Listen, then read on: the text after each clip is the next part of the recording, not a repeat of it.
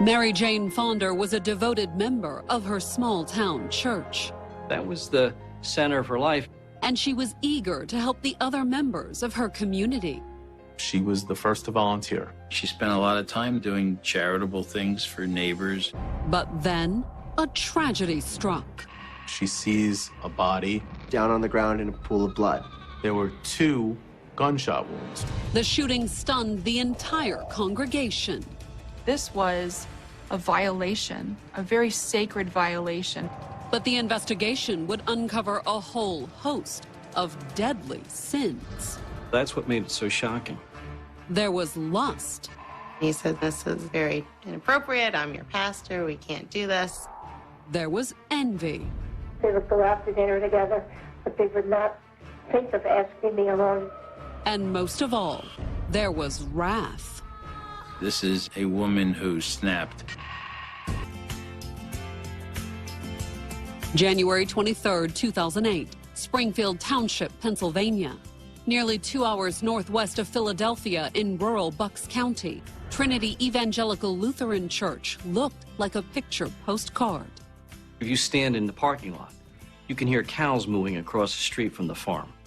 It is very pastoral. And the quaint country church was an essential part of the surrounding community. The church definitely did bring them all together, and it was a lot of unity. Which made what was about to happen that much more devastating. It was about 1 p.m. that Wednesday when the cleaning lady arrived to tidy up the sanctuary before evening Bible study. She came in the afternoon, thought, no one was in the church. At least no one was supposed to be there. But the cleaning lady was surprised to discover that the church door was already open. The door is unlocked, and she walks inside. She sees a light in the office and thinks it's probably the new secretary.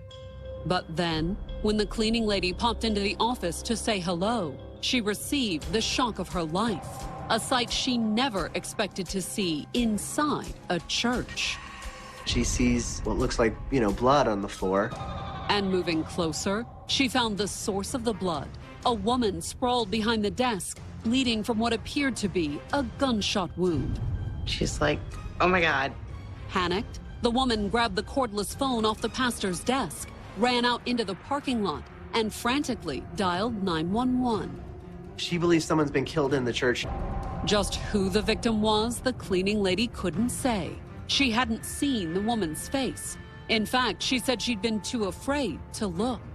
She thinks maybe the killer could still be in there. Township police were on the scene within minutes and found no sign of the killer. In fact, they discovered that the victim wasn't dead. Despite the fact that she had been shot in the head, the woman still had a faint pulse. Maybe there's a chance, that she could be saved. Then, as the paramedics rushed the victim out to the ambulance, they passed the cleaning lady in the parking lot. For the first time, she sees the face of the woman. She says, oh my God, that's my friend Rhonda. The victim was the church's temporary secretary and one of its newest members, 42-year-old Rhonda Smith. But the key to unraveling the mystery behind the shooting would be one of Trinity Evangelical Lutheran's oldest and most active members, 65-year-old Mary Jane Fonder.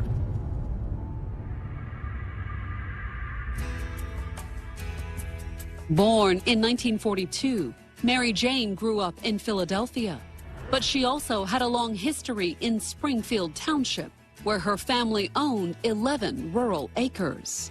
They had a cabin, and the family looked forward to a trip from the city to the country on weekends and summers.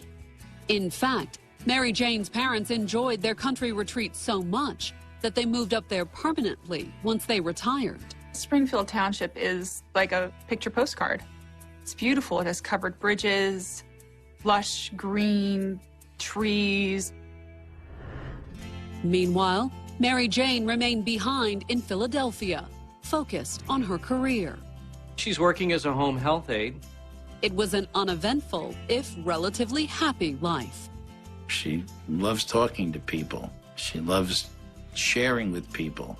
But she never found that one person to share things with. She dated a couple guys here and there. I don't think she ever met, like, a real special kind of guy. She never married. And in 1987, 45-year-old Mary Jane moved up to Springfield Township to be closer to her now elderly parents. She sort of moved in as their caretaker. Mom was ill, and Dad wasn't physically agile to get around. And when her mother died in 1992, Mary Jane devoted her attention to her father. And her father was in his late 70s and in poor health. He had never gotten over really the death of his wife. He became more and more irritable, start wandering, like, sort of away from the house. And one morning in August of 1993, Mary Jane called 911 to report that he'd not only wandered off, he'd failed to come home. Mary Jane Fonder says her father went out to get the newspaper and disappeared. The state police came in with helicopters and infrared cameras searching for him. But he was never found. It's as if Edward Fonder Sr. just vanished into thin air. Mary Jane appeared devastated by the back-to-back loss of her parents. It was very difficult for Mary Jane. I think she was very lonely. And her loneliness is what brought the 52-year-old to Trinity Evangelical Lutheran in 1994. It's a wonderful community church, about 300 people.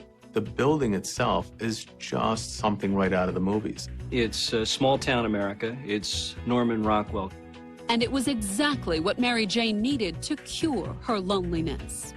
People are really friendly, and you go by and everybody waves, and they're just really warm and open.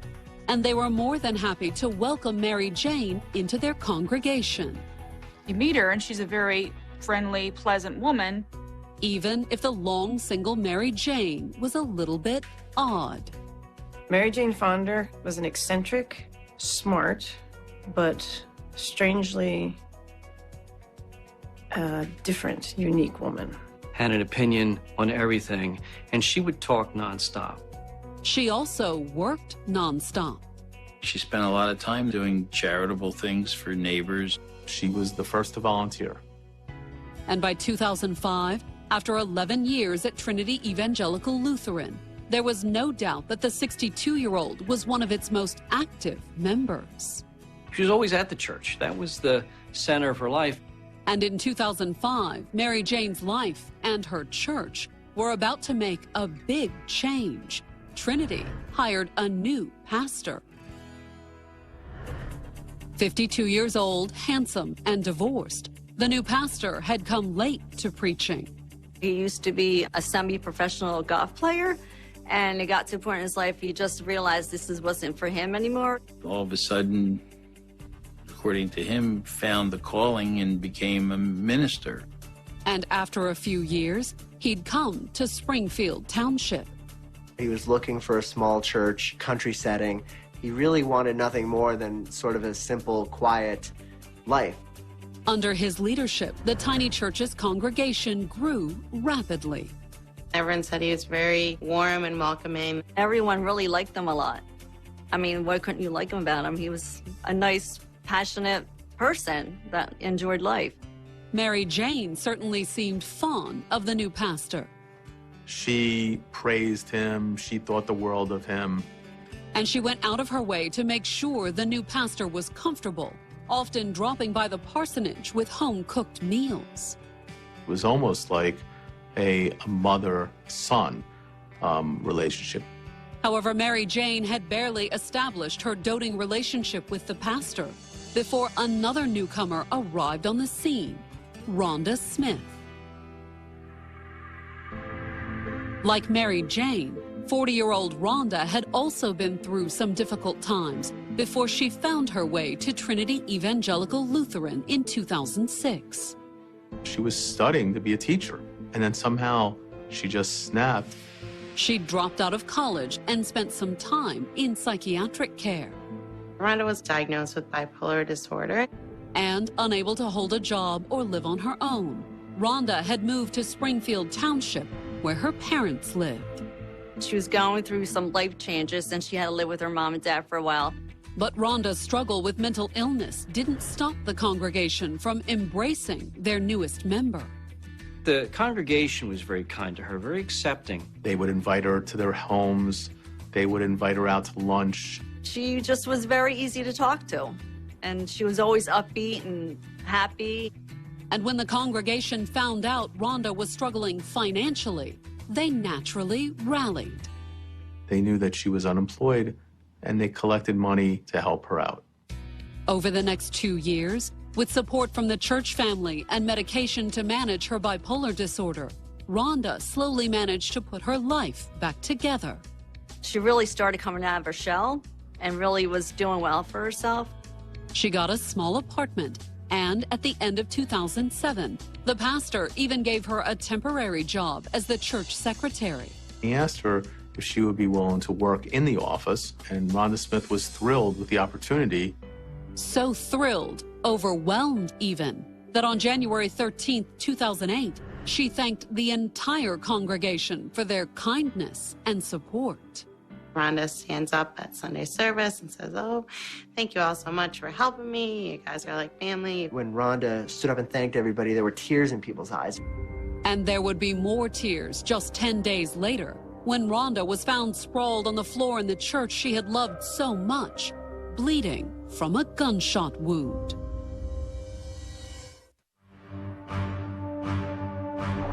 On the afternoon of January 23, 2008, the cleaning lady at Trinity Evangelical Lutheran found the church's secretary, 42-year-old Rhonda Smith, in the church office, sprawled in a pool of blood.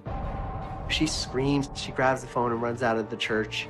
Once she called 911, police and paramedics rushed to the scene, where they found Rhonda on the verge of death with what appeared to be a gunshot wound to the head. They rushed her to a trauma center, and at the trauma center, Rhonda Smith succumbed to her injuries, and she died that day. She's basically brain dead, and that there's no saving her. The shooting of the church secretary stunned the picturesque rural community of Springfield Township, Pennsylvania. This kind of crime was sort of unheard of for this area. Shootings, they don't happen in Springfield Township. They just don't. That's cow country. You go up there for a nice Sunday drive with your wife, or spend a romantic weekend at a bed and breakfast. But a shooting had happened in church, a fact that caught the attention of reporters from as far away as Philadelphia and Allentown. Everything stopped. And we said, wait, a church? This happened in a church? Anyone killed in Springfield, that would be a news story, but certainly anyone found in the church, it was a very big deal. It's such a horrifying thing. But was it a crime? As the word spread and the congregation began to gather outside the sanctuary on that cold winter afternoon, several members relayed the details of Rhonda's troubled past to the investigators. The victim had a long history of depression. Rhonda Smith had a history of being bipolar and had contemplated suicide in the past. And out in the chilly parking lot, church members wondered, was it possible that Rhonda had followed through on those dark thoughts? It wasn't that far-fetched to think that, well, maybe she shot herself. Surely this has got to be a suicide. But that's not what the evidence inside the church suggested. There was no gun found at the scene. And the next day, during the autopsy on Rhonda's body, the medical examiner made another discovery that argued against suicide. There were 2 gunshot wounds. This was no suicide. This was, in fact, a murder. And based on the slugs recovered during the autopsy, she'd been killed with a .38 caliber handgun. The bullets went through Rhonda Smith's brain. Even more disturbing, the powder burns on the backs of Rhonda's hands suggested she'd known what was coming, that she died while trying to shield her face from the killer. We knew that we had a cold-blooded murderer. But what about the murderer's identity? The crime scene yielded almost no information. We were not able to get fingerprints of any substance that would further along the investigation. All the investigators knew, based on the search history of the computer Rhonda had been working on that morning, was roughly the time that the murder occurred, a little before 11 a.m. She's on the computer, and suddenly everything ceases. So hoping for answers, the investigators turned to the people who had known Rhonda best. The focus started turning into, let's talk to people in the church. Maybe they know something. The days following Rhonda's murder had been trying for the congregation of Trinity Evangelical Lutheran. After Rhonda is killed in the church, the congregation comes together. They're grieving, they're mourning. But when the investigators started asking congregation members about the murder, they had few answers. Nobody knew what had happened. And the church members feared the worst. They didn't know if there was a maniac on the loose or who had done this. The congregation is terrified at this point. You're afraid for your children and for yourself and your family. 65-year-old Mary Jane Fonder, interviewed after choir practice on the evening of February 6th, sounded especially upset by the murder. She couldn't think of anything else but Rhonda Smith. She kept having nightmares about Rhonda's murder. She liked Rhonda Smith, and she was horrified at the killing. She also told the investigators that she would always remember exactly where she'd been when she first heard the news that Rhonda was dead. She had been in Quakertown at the hairdresser's. And like most people, when the investigators asked Mary Jane if she had any idea who might have murdered Rhonda, she said no. Rhonda Smith was an amazing, beautiful person. She was a sweet soul. Most of the rest of the congregation told similar stories to the investigators. And many were especially saddened by the fact that Rhonda had died, just as things finally appeared to be going her way. She was just about at the point where she was getting it together and was finally going to be able to have some happiness. In fact, several members of the congregation mentioned that Rhonda had recently started dating again, although a few added a detail that immediately caught the investigators' attention. She had been seeing several men, including some married men. Was it possible that Rhonda's personal life had provided the killer's motive? We didn't know if it was a lover of Rhonda's. Was it a jealous wife? Could have been any of them that killed Rhonda that day. It was the investigators' first promising lead. The police were looking into Rhonda Smith's background, boyfriends, ex-boyfriends. But when the investigators tracked down Rhonda's boyfriends, their promising lead quickly turned into a dead end. They had alibis, or they didn't really have any motive to kill her. Detectives were very frustrated. Police were really, I think, spinning their wheels a little bit on trying to figure out who'd done it. But even as the investigators were struggling, the congregation and all of Springfield Township were beginning to lose patience. They have no evidence, no motive, and no suspect. It frightens this little town.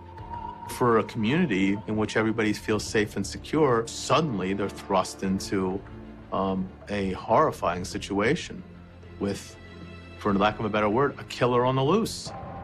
Desperate for a lead, the investigators went back to the pastor and made one last attempt to uncover something at the church. They were like, is there anything that you can think of that could maybe help us find a lead into who did this, no matter how trivial it might seem to you? And that's when a strange thing occurred. They found Pastor Streets really reluctant to talk about it. Was it simply a reluctance to speak ill of anyone in his congregation? This guy, the pastor, he doesn't want to talk about anybody. He loves them all. Or, as the investigators suspected, was there more to it than that? They knew something was going on, and they pushed him a little bit. And after a little pushing, the pastor admitted that there was someone who came to mind. He told the police there was this woman who he thought was acting a little bit off. A woman had been acting strangely. And according to the pastor, this woman was, just like Rhonda, a devoted member of the church congregation. Mary Jane Fonder.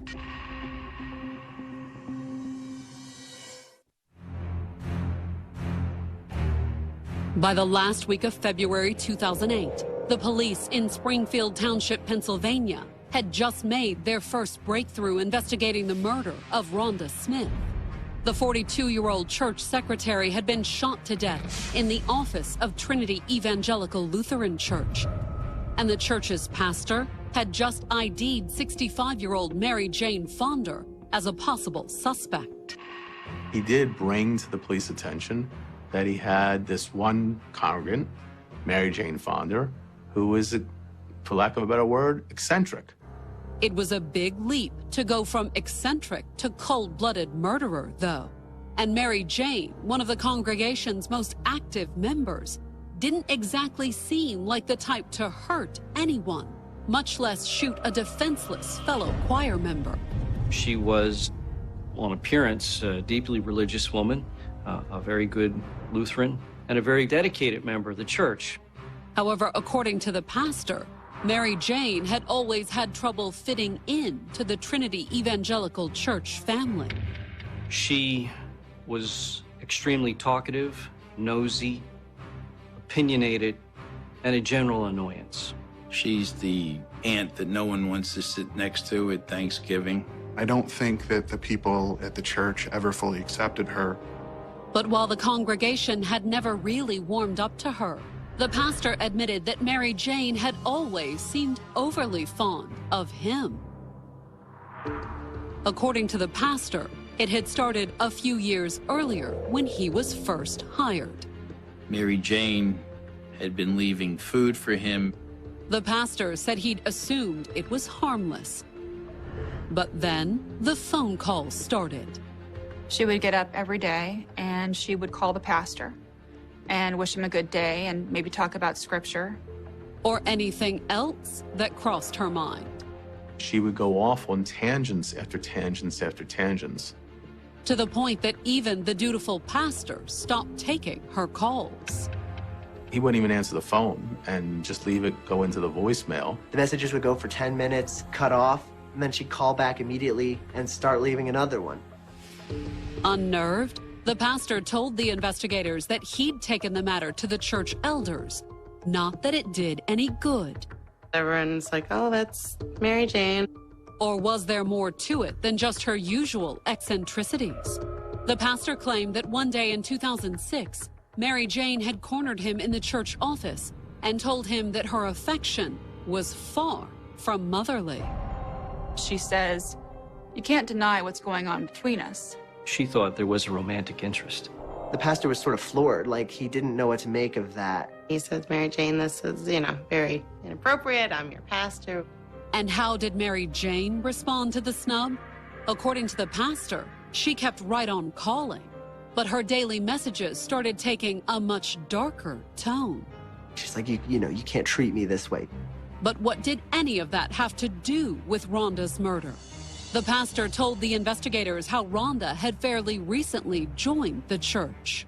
She became involved with the church and started feeling good about herself. And according to the pastor, the warm welcome Rhonda received hadn't sat too well with Mary Jane.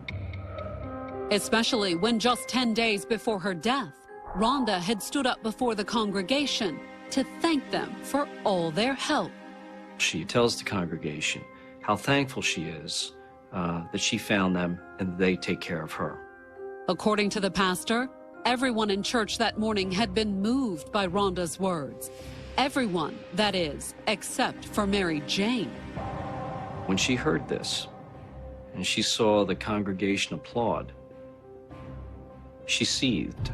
Basically, Mary Jane looked at it like she was deserving of many of the things that Rhonda Smith was receiving from congregants. But was she jealous enough to kill? It sounded a little far-fetched to the investigators. She, at the time, was like 65 years old. Who would possibly think that somebody that age would be capable of murder? However, the investigators did decide to look into the alibis she had given them when they questioned her at choir practice. She had a haircut appointment that day. And when police talked to the hair salon, Mary Jane's alibi seemed to check out. Sure enough, on the day in question, she had signed in. But when the investigators took a closer look, they noticed that the time that she had signed in didn't quite add up to an alibi. It was 11:22 a.m., almost 30 minutes after the investigators believed the murder had occurred. The police determined that she had plenty of time to leave her house, kill Rhonda, and sign in at 11:22 to get her hair done. Not only did she have the opportunity, a quick records check determined that she had the means, too. Sure enough, she had registered a gun. And the gun registered in Mary Jane's name just happened to be a .38. And that gun was consistent with the bullet shells and the bullet fragments that were found. With mounting evidence, officers called Mary Jane in for a police interview on February 25th, 2008. They wanted to talk with her more about Rhonda and what kind of relationship she had with Rhonda. And just like the rambling messages that she'd left for her pastor, Mary Jane was more than happy to talk about everything. She spoke for 4 hours nonstop about her aches, her pains, her medications, her gripes. The police couldn't get a word in edgewise. Although sprinkled through it here and there were odd bits of resentment about Rhonda and the way she had been accepted, even embraced by the church. She was so convinced that she was being excluded and that Rhonda was being included. They would go out to dinner together, but they would not think of asking me along. People were plotting against her. They were leaving her out of parties. And they certainly hadn't done anything to help her, like they'd been happy to do for Rhonda. The church itself had a fundraiser for Rhonda. Mary Jane has always struggled to pay her bills too, but no one's ever at the church did a collection for her. However, according to Mary Jane, all those things paled in comparison to one unforgivable sin. In her mind, Rhonda had gotten the attention of Pastor Shreves that she never got him. In fact, Mary Jane insinuated he'd done more than just give Rhonda a job as church secretary. Do you think Rhonda was having a relationship with the pastor? It could be anybody's supposition. Mary Jane became convinced that Rhonda was having an affair with the pastor. And considering what they'd already heard about Mary Jane's unrequited love for the pastor, the investigators were pretty sure that hadn't gone over too well with Mary Jane either. She viewed Rhonda as a threat. One the investigators were convinced Mary Jane had decided to eliminate. Who did this to Rhonda? They just come right out and accuse her. Mary Jane firmly denied the allegation. I didn't do it to her. Okay. She was furious that the police would suspect that she would do such a thing. Try to make me confess to killing somebody, which I did not. I did not do a thing to Rhonda. And we could go on and on forever. You seem to feel that you have some information or some kind of a case. When the investigators asked her about the .38 caliber handgun that was registered in her name, Mary Jane denied having it, too. The last time I fired a gun was in 1994. And according to Mary Jane, the experience had prompted her to get rid of it. It scared her, and she didn't want to have it anymore. She told them she drove over to Lake Nakamixon and she threw the gun into the lake. And then, with that explanation, Mary Jane told police that she was finished talking. She says, I want a lawyer, and that was the end of the interview. Not that it mattered much to the investigators. By the time Mary Jane asked for a lawyer, they were convinced they'd found Rhonda's killer. When you can shut up Mary Jane Fonder, you know, something's going on. But could they convince a jury? The investigators needed more evidence, and they might not have gotten it if not for an unsolicited call 1 month later, on March 29th. The caller was a local man who said he and his son had been fishing on Lake Nakamixon, the same lake Mary Jane said she tossed her gun into some 14 years earlier. The little boy sort of wanders off on his own while his father's fishing, and he sees something, shiny in the lake. And the father said that when he went to check on the boy, his son was holding a loaded gun. His father is shocked, and they turn it over to police. It was a .38 revolver with a serial number the investigators were already familiar with. That was Mary Jane Fonder's gun. And when the crime lab compared that gun to the bullet fragments recovered during Rhonda's autopsy, the ballistics matched. On April 1st, 2008, a warrant was sworn out for Mary Jane's arrest, and the authorities knew just where to find her. Police go to the church, and she's placed under arrest.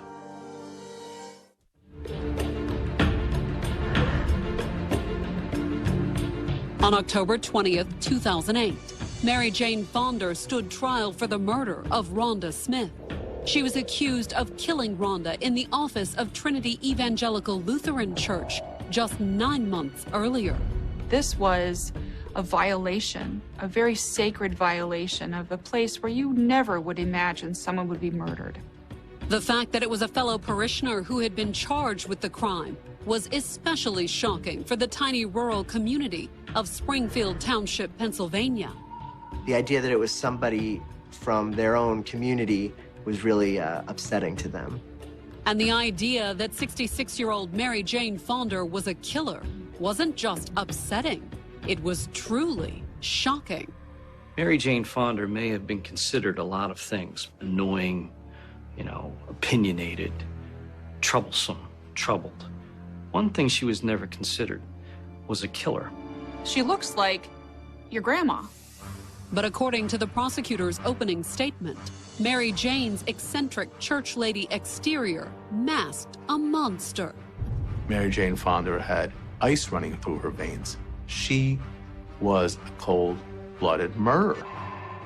One with a considerable axe to grind, the prosecutors claimed. Mary Jane Fonder tried to fit into this little church. And no matter what she tried, it just didn't work. Eventually, according to the prosecutors, Mary Jane's resentment over feeling frozen out had found a target to focus on. Rhonda, the newcomer to Trinity who received the warm welcome Mary Jane always craved. She felt that Rhonda had gotten the kind of acceptance and friendship from the church that she herself had never received. But as jealous as she had been of the welcome Rhonda received, the prosecutors claimed that what truly pushed Mary Jane over the edge was the idea that Rhonda was her rival for the church pastor's affection. She really believed that. She really believed that the pastor, had a love interest. There was nothing going on between Mary Jane and the pastor, but in her head, she thought that. And that's the spark that sets the fuse. And the prosecutors claimed that on January 23rd, 2008, Mary Jane had decided to eliminate her rival once and for all. Prosecution's theory is that this is a woman who snapped. She decided she was going to end this problem in her life and put a bullet into Rhonda Smith's brain. And then she had her hair done. She was a cold-blooded killer that could shoot someone and walk away. Rhonda Smith was left there to suffer and to die. To back up their theory, the prosecutors called numerous members of the church to the stand, including the pastor, whose testimony elicited a stunned reaction from Mary Jane. The pastor says that he had no romantic interest in her, and she gasps. And when the pastor explained how he was the one who first pointed the investigators in Mary Jane's direction, she got very angry about the fact that he turned on her. Mary Jane just can't believe that her sweet pastor had been cooperating with the police and telling them all about, her crazy phone messages and her crazy groceries. Why would he do this to me? I thought he had feelings for me. The pastor wasn't the only one who betrayed Mary Jane, though. Prosecutors claimed a crucial piece of evidence had come from Mary Jane herself. Mary Jane Fonder, when she was arrested, had a day planner on her. And guess what she had written on January 23rd? 2 words: Rhonda murdered. Many people thought that was sort of like a to-do list. Partly because of what appeared immediately below the note about Rhonda. She wrote down the hairdresser appointment. The entry in her day planner wasn't the primary physical evidence connecting Mary Jane to the crime, though. Instead, it was the murder weapon, the gun Mary Jane claimed she'd gotten rid of 14 years earlier. Mary Jane told them that she had thrown the gun away into a lake. But when a firearms expert took the stand for the prosecution, he said Mary Jane's story was an obvious lie.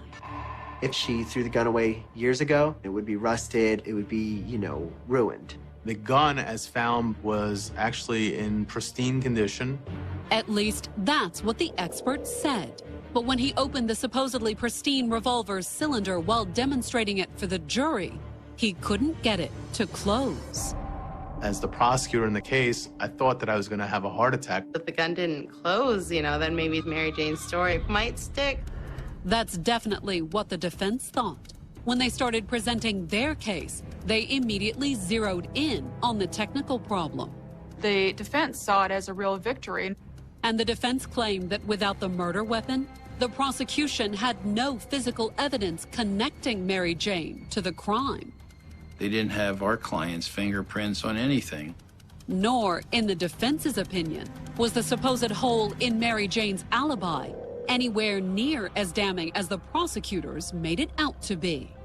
Even under the prosecution's theory, it was a very tight window in which things had to occur. A window the 65-year-old Mary Jane would have a hard time managing, according to the defense. Mary Jane had major physical problems, so for her to be hurrying up steps and sprinting along in this very short timeline made no sense. And Mary Jane's planner. And the prosecution played it up as though she had it on her list. Go to the grocery store, buy milk, kill Rhonda. But the defense said that in reality, Mary Jane was just recording what had happened after the fact. It was an important date, and it was such an upsetting occasion. So if Mary Jane hadn't murdered Rhonda, who had? The defense didn't really offer any theories. The defense was that the real killer is on the loose. Not that the crowd in the courtroom really expected the defense to point the finger at anyone else. Instead, they were waiting to hear from Mary Jane. The real question was Mary Jane Fonda going to take the witness stand? And based on Mary Jane's behavior throughout the trial. All I can say is I'm innocent and I didn't do it. Most people expected it. She was very talkative to the press as she was taken in and out of the courtroom. She always had something to say. And she mostly said that she was innocent. She's saying, I'm being unfairly prosecuted. It wasn't me. I'm a victim. I'm a victim just like Rhonda. It was incredible. But would she make those claims from the witness stand? When the moment came, the defense wrapped its case without putting Mary Jane on the stand. We didn't want to take the chance that the jury might see her as some deranged individual. Church next Sunday. The answer all depended on the jury's decision. They returned a verdict of guilty of first-degree murder. And that was when Mary Jane, who declined to take the stand in her own defense, finally broke her silence. She says there were two murders. Rhonda Smith and me in this courtroom. I'm being murdered. It's very melodramatic, but it was very Mary Jane. However, despite her outburst about being murdered, Mary Jane's life was never on the line. First-degree murder carries a mandatory life in jail without parole. And then, as the bailiffs led her off to prison, Mary Jane made yet another bizarre comment. I'd like to say hello to my congregation, and I miss them all. I'm praying for everybody. She's just oblivious. And 1 year after her conviction, during a prison interview with a journalist, Mary Jane made one last shocking statement. She's like, yeah, I've been thinking about it, and I think I maybe killed Rhonda. Mary Jane's quasi-confession wasn't the end of the story, though. After her murder conviction, the Bucks County authorities began taking a closer look at her father's 15-year-old disappearance. There's the thought that Mary Jane was responsible for his disappearance. Mary Jane obviously had the potential to kill. Which, for the moment, leaves one tantalizing question unanswered. How many times did she actually do it?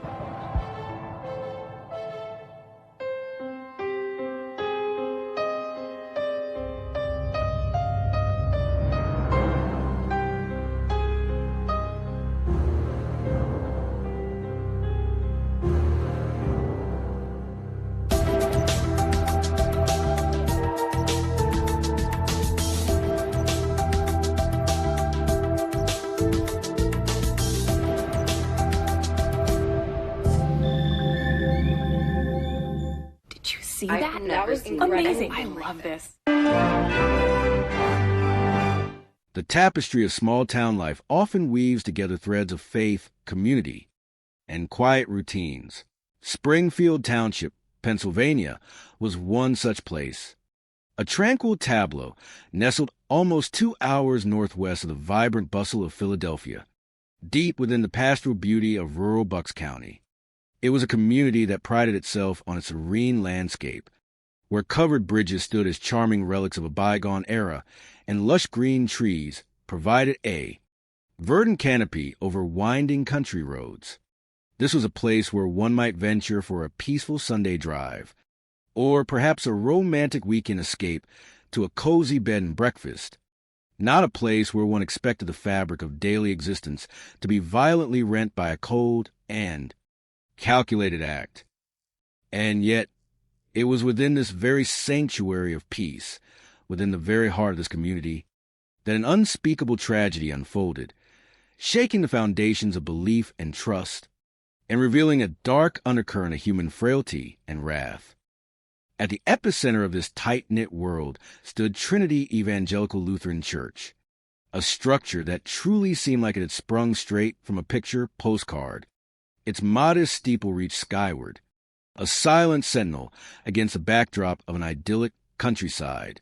From its parking lot, one could easily discern the gentle lowing of cows grazing contentedly across the street, a comforting chorus emanating from a nearby farm. This was a quintessence of very pastoral, a church that served as an undeniable cornerstone, bringing the community together, fostering a pervasive sense of unity. It was this deep-seated sense of communal harmony that would, tragically, amplify the devastating impact of the events to come. Mary Jane Fonder, at 65 years old, epitomized the outwardly devoted member of this small-town church. To her, Trinity Evangelical Lutheran was not merely a place of worship. It was the center of her life. Her attendance was unwavering, her participation eager and consistent. She embraced her role as a helper, frequently extending her efforts to other members of her community. Indeed, when there was a need, she was the first to volunteer.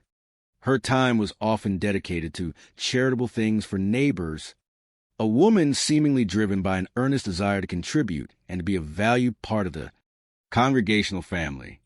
Her outward persona was that of a steadfast, even foundational, pillar of the spiritual haven.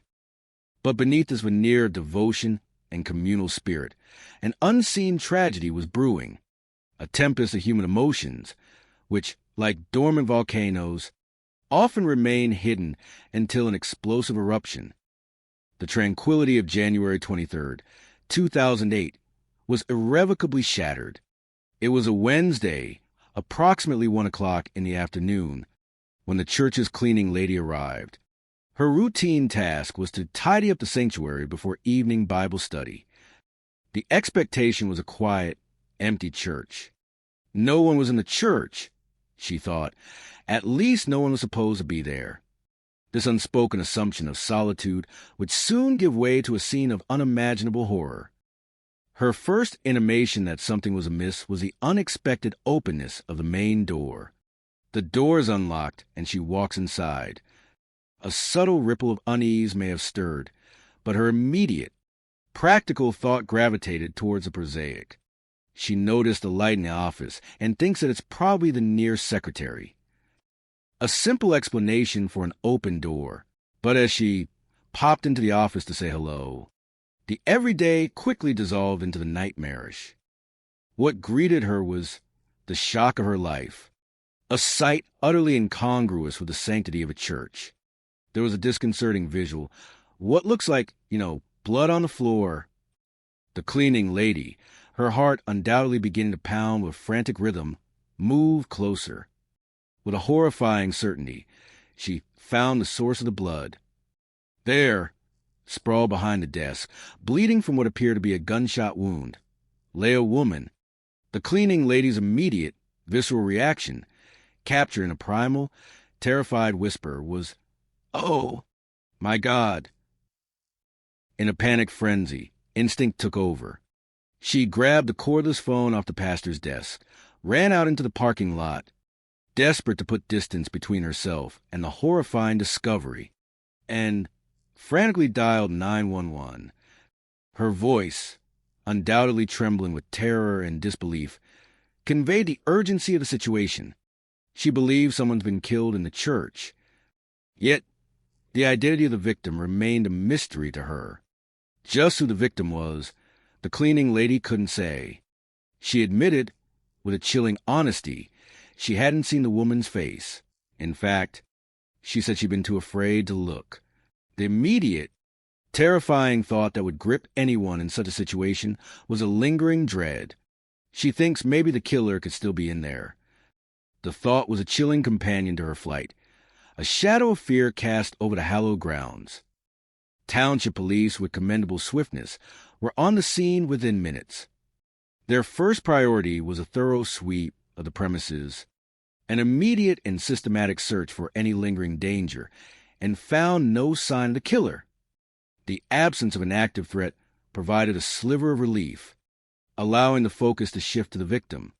It was then, amidst the urgent clamor of the first responders, that another shocking discovery was made. The victim wasn't dead. Despite the horrific nature of her injuries, the fact that she had been shot in the head, the woman still had a faint pulse. This revelation, however faint, ignited a fragile spark of hope. Maybe there's a chance, that she could be saved. As paramedics worked with incredible speed and skill, rushing the critically injured woman out to the ambulance, a poignant and painful recognition unfolded in the parking lot. They passed the cleaning lady, whose earlier terror now morphed into a profound personal grief. For the first time in the harsh, clarifying light of day, she sees the face of the woman. The words, heavy with sorrow and shock, tumble from her lips. She says, "Oh, my God!" That's my friend Rhonda. The victim, identified as the church's temporary secretary and one of its newest members, was 42-year-old Rhonda Smith. A life, just beginning to blossom anew, was now hanging precariously in the balance.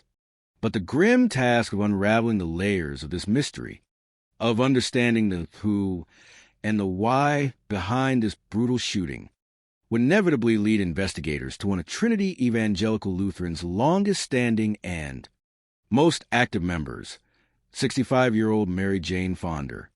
The apparent paradox of her outward devotion and her eventual entanglement in such a heinous crime would become a central, disturbing facet of the unfolding narrative.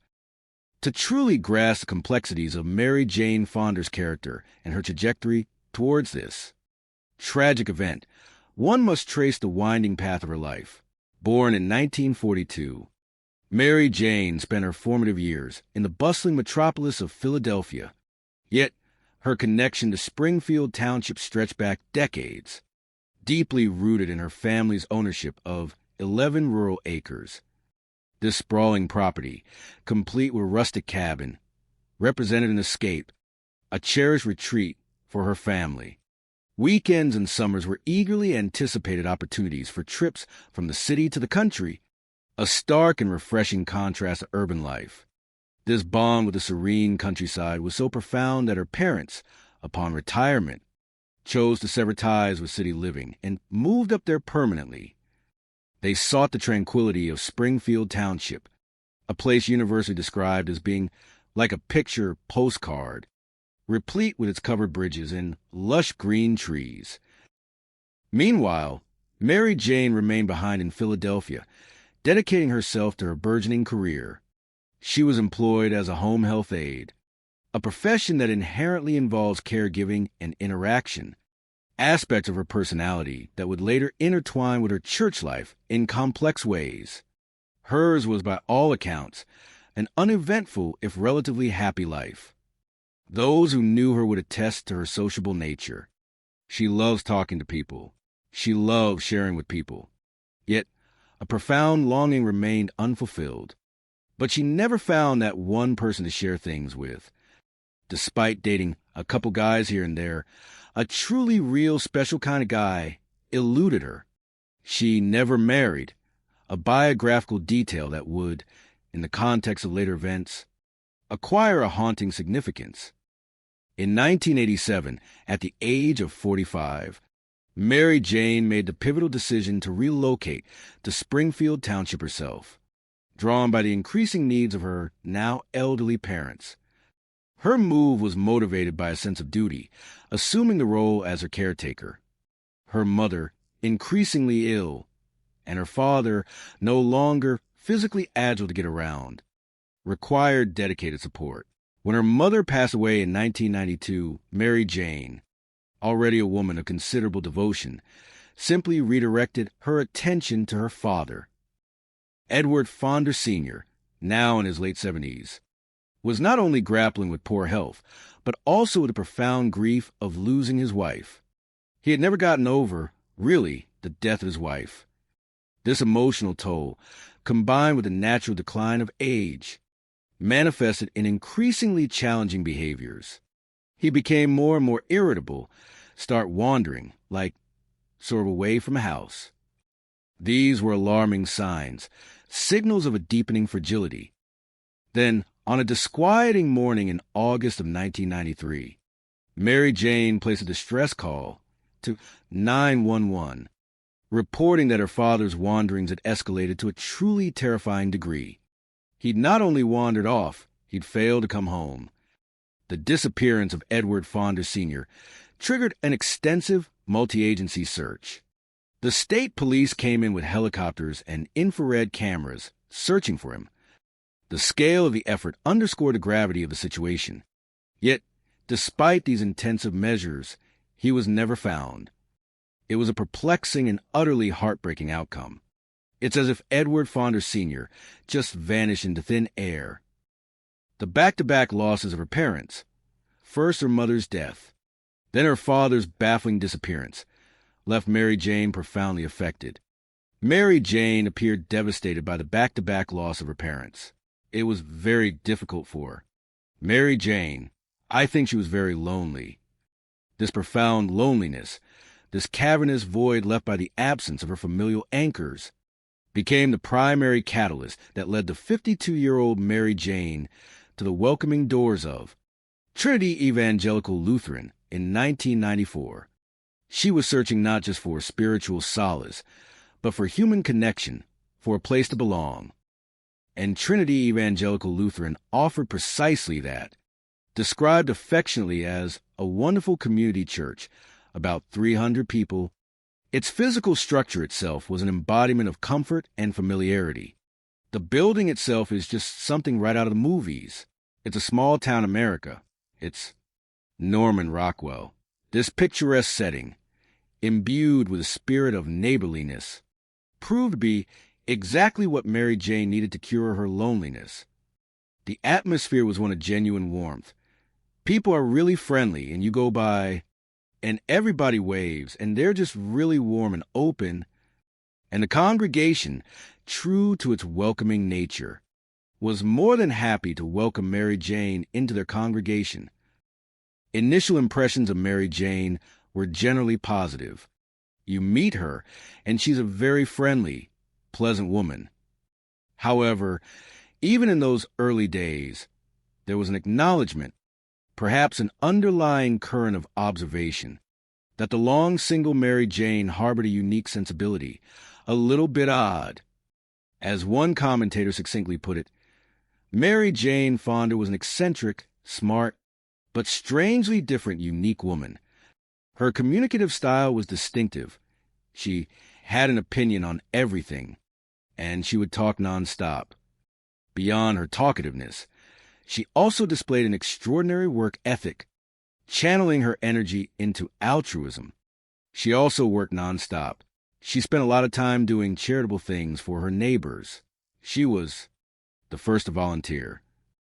By 2005, after 11 years of steadfast dedication to Trinity Evangelical Lutheran, there was no doubt that the 62-year-old was one of its most active members. Her life had truly coalesced around the church. She was always at the church. That was the center of her life.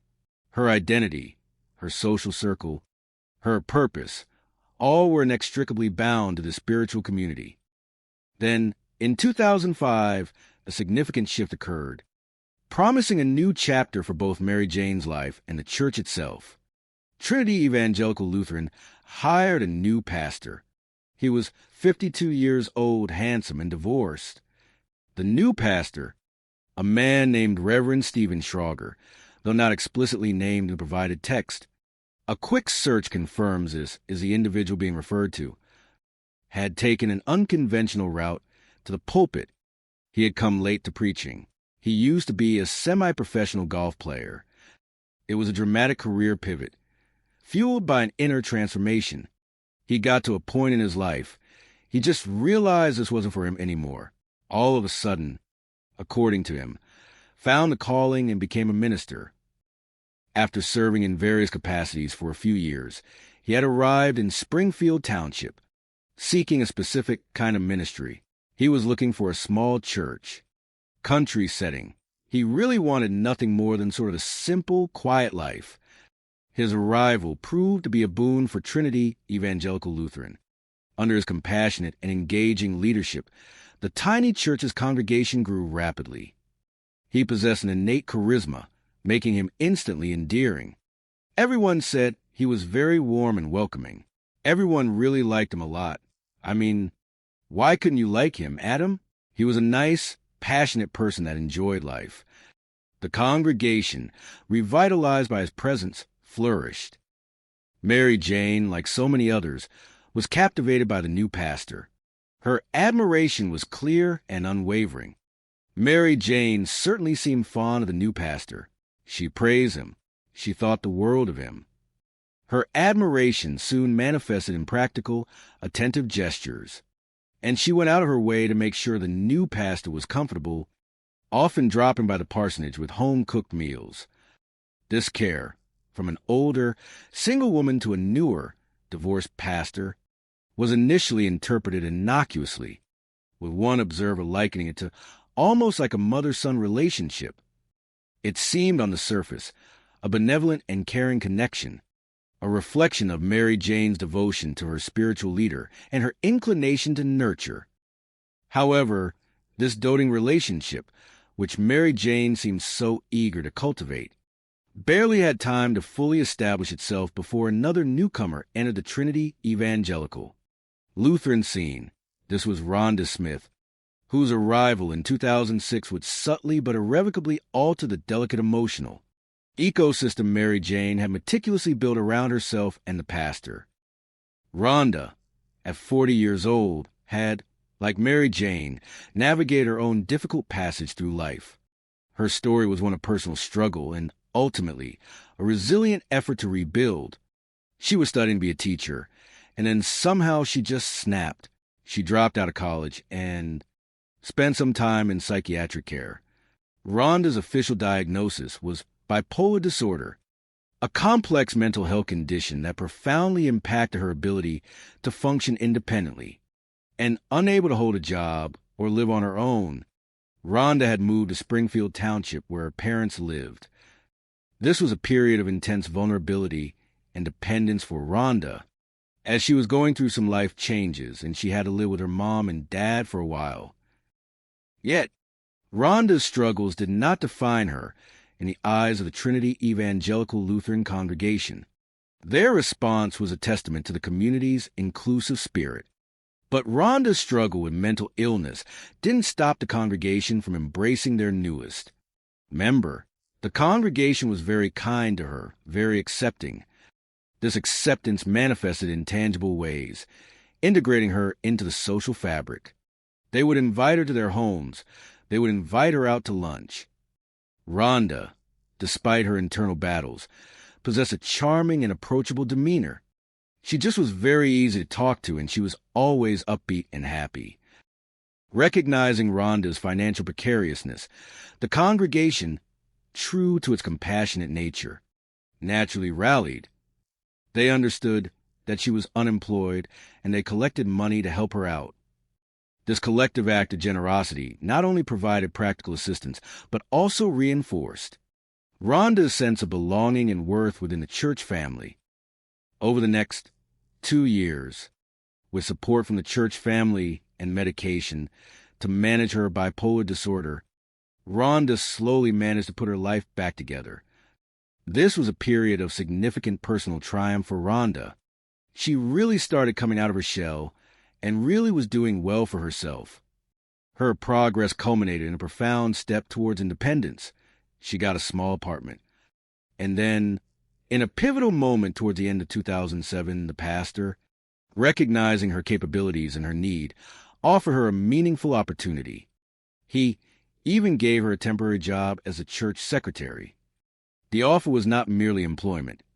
It was a symbol of trust, a validation of her journey.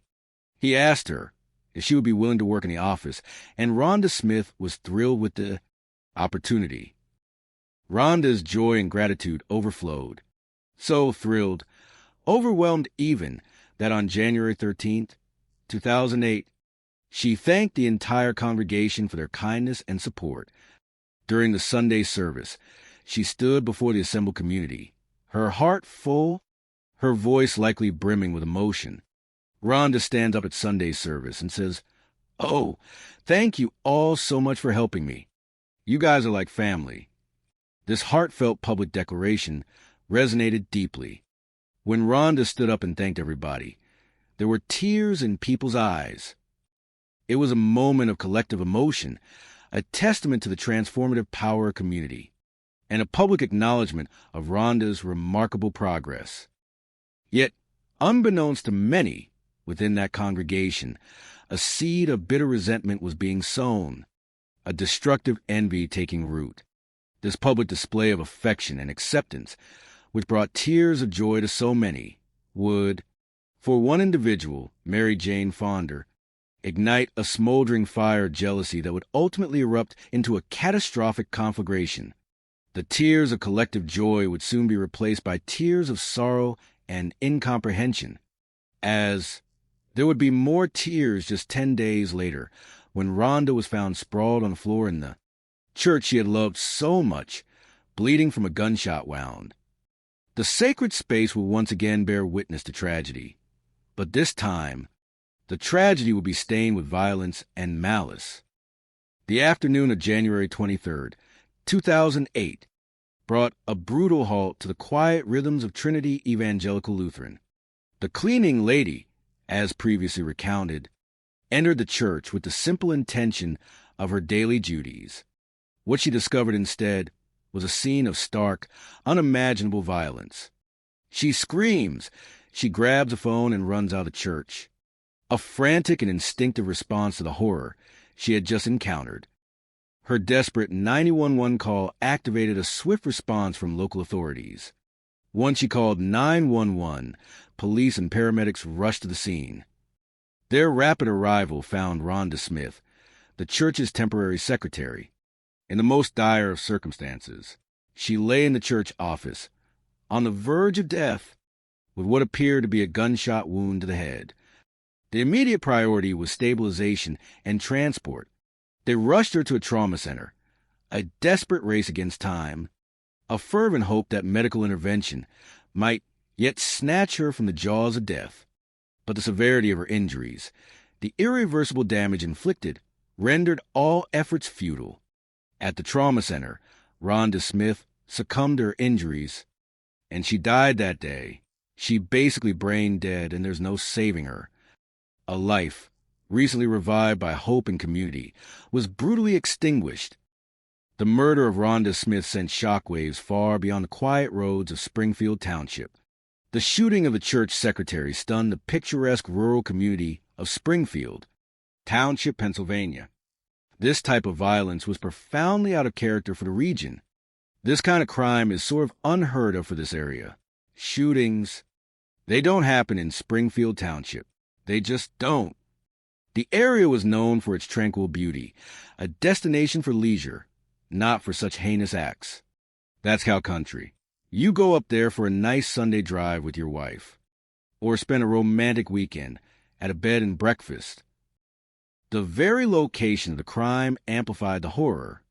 That it had happened in church was a detail that gripped the attention of news outlets. drawing reporters from as far away as Philadelphia and Allentown. The local media, unaccustomed to such grim reporting, struggled to process the unprecedented nature of the event. Everything stopped, and we said, wait, a church? This happened in a church? Anyone killed in Springfield, that would be a news story. But certainly anyone found in the church. It was a very big deal. It's such a horrifying thing. The sanctity of the place had been profoundly violated, and the community felt the trespass deeply. But the question lingered. Was it a crime? As news of Rhonda's death spread, and as distraught congregants began to gather outside the sanctuary on that cold winter afternoon, many conversations among community members and with investigators turned to Rhonda's challenging past. Several members relayed the details of Rhonda's troubled past to the investigators. The victim had a long history of depression. Rhonda Smith had a history of being bipolar and had contemplated suicide in the past. This revelation immediately offered a tragically plausible, albeit deeply saddening, explanation for what had occurred. Out in the chilly parking lot, church members wondered, was it possible that Rhonda had followed through on those dark thoughts? The idea was not outlandish. It wasn't that far-fetched to think that, well, maybe she shot herself. Surely, this has got to be a suicide. It was a comforting, if morbid, possibility, allowing the community to grapple with tragedy without having to confront the terrifying prospect of an unknown killer. However, the cold, unyielding reality of the physical evidence inside the church quickly began to dismantle the theory of suicide. The most immediate and critical detail was glaringly absent. There was no gun found at the scene. A self-inflicted gunshot wound almost invariably means the weapon remains at the site. Its absence immediately raised a red flag.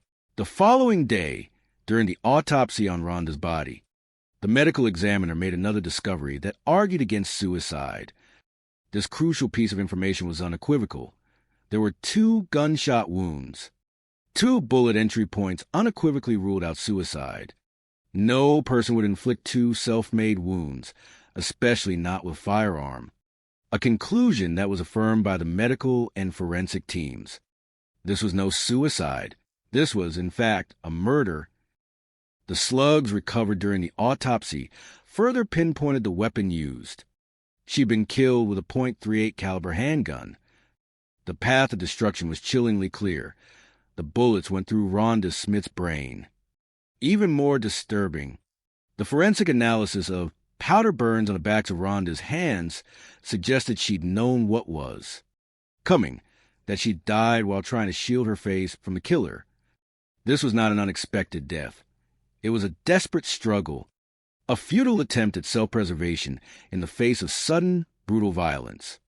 The implication was stark and terrifying. We knew that we had a cold-blooded murderer. The idyllic Norman Rockwell facade of Springfield Township had been brutally torn apart by an act of savage malice. The critical question now shifted from what happened to who did it. However, the crime scene, surprisingly, proved stubbornly unforthcoming regarding the killer's identity.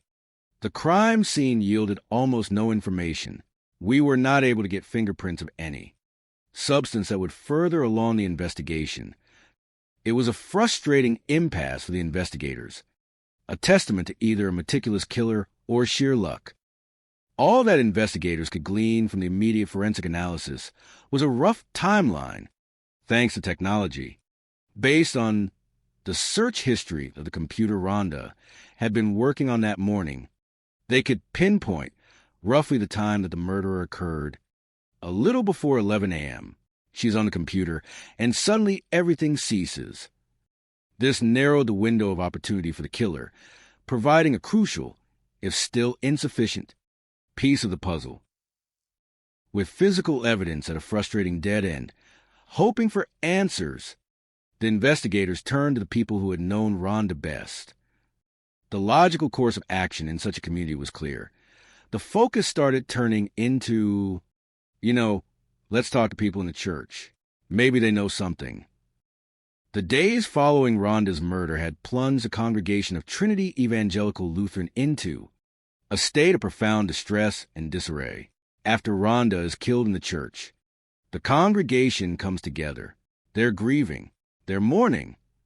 The emotional impact was pervasive, a collective wound festering in the heart of their once secure community. But when investigators began asking congregation members about the murder, they had few answers. Nobody knew what had happened. The void of information only fueled a deeper, more primal fear. And the church members feared the worst. They didn't know if there was a maniac on the loose or who had done this. The congregation is terrified at this point. You're afraid for your children and for yourself and your family. The previously tranquil sanctuary had become a place of terror, shattering the sense of safety that had once defined their small-town lives. Among those interviewed was 65-year-old Mary Jane Fonder, questioned after choir practice on the evening of February 6th. Her demeanor, as observed by investigators, conveyed intense agitation and distress. Sounded especially upset by the murder. Her thoughts seemed consumed by the tragedy. She couldn't think of anything else but Rhonda Smith. Mary Jane even claimed to be tormented by the brutal reality of what had happened. She kept having nightmares about Rhonda's murder. She conveyed affection for the victim, stating directly she liked Rhonda Smith, and she was horrified at the killing.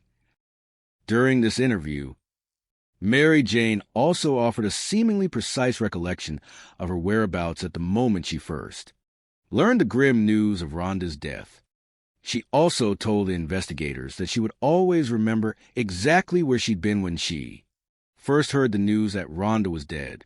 She had been in Quakertown at the hairdresser's, and when asked, like most others, if she harbored any idea who might have murdered Rhonda, her response was definitive. She said no. Her public lament for Rhonda was similar to other congregants. Rhonda Smith was an amazing, beautiful person. She was a sweet soul.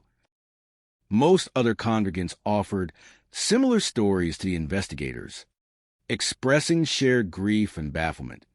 Many were particularly saddened by the cruel timing of Rhonda's death, and many were especially saddened by the fact that Rhonda had died just as things finally appeared to be going her way. She was just about at the point where she was getting it together and was finally going to be able to have some happiness. This narrative of life tragically cut short just as it began to flourish deep in the sense of injustice and sorrow.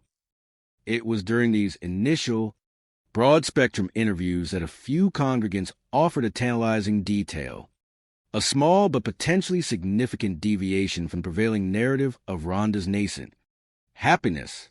Several members mentioned that Rhonda had recently started dating again. This was noteworthy, but what truly caught the investigators' attention was a further, more complex revelation. Although a few added a detail that immediately caught the investigators' attention. She had been seeing several men, including some married men. This detail immediately opened a new avenue of inquiry, introducing the possibility of a different, more personal motive for murder. Was it possible that Rhonda's personal life had provided the killer's motive? We didn't know if it was a lover of Rhonda's. Is it a jealous wife? Could have been any of them that killed Rhonda that day. For the investigators, struggling against a wall of silence and scant physical evidence, it was the investigators' first promising lead.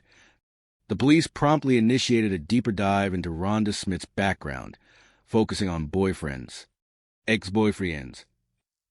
Detectives, eager to pursue this new direction, systematically tracked down Rhonda's boyfriends. However, this promising lead, which had momentarily offered a glimmer of hope, quickly turned into a dead end. They had alibis, or they didn't really have any motive to kill her. The frustration within the investigative team mounted. Detectives were very frustrated.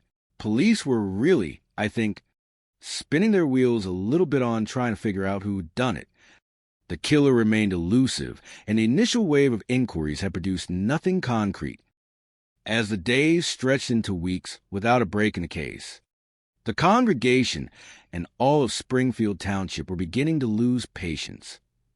The lack of progress in solving such a brutal and localized crime left the community in a perilous state of anxiety. They have no evidence, no motive, and no suspect. It frightens this little town. For a community in which everybody feels safe and secure, suddenly they're thrust into a horrifying situation with, for lack of a better word, a killer on the loose. The emotional toll on the residents was palpable, a chilling apprehension that infiltrated every aspect of their daily lives. Desperate for any viable thread to pull on, the investigators went back to the pastor and made one last attempt to uncover something at the church. Their approach was open-ended, almost pleading. They were like, "Is there anything that you can think of that could maybe help us find a lead into who did this?" No, matter how trivial it might seem to you. It was a plea to reconsider, to delve into observations that might have been dismissed as minor eccentricities or simply part of church life. It was at this moment, during this renewed conversation, that a strange thing occurred.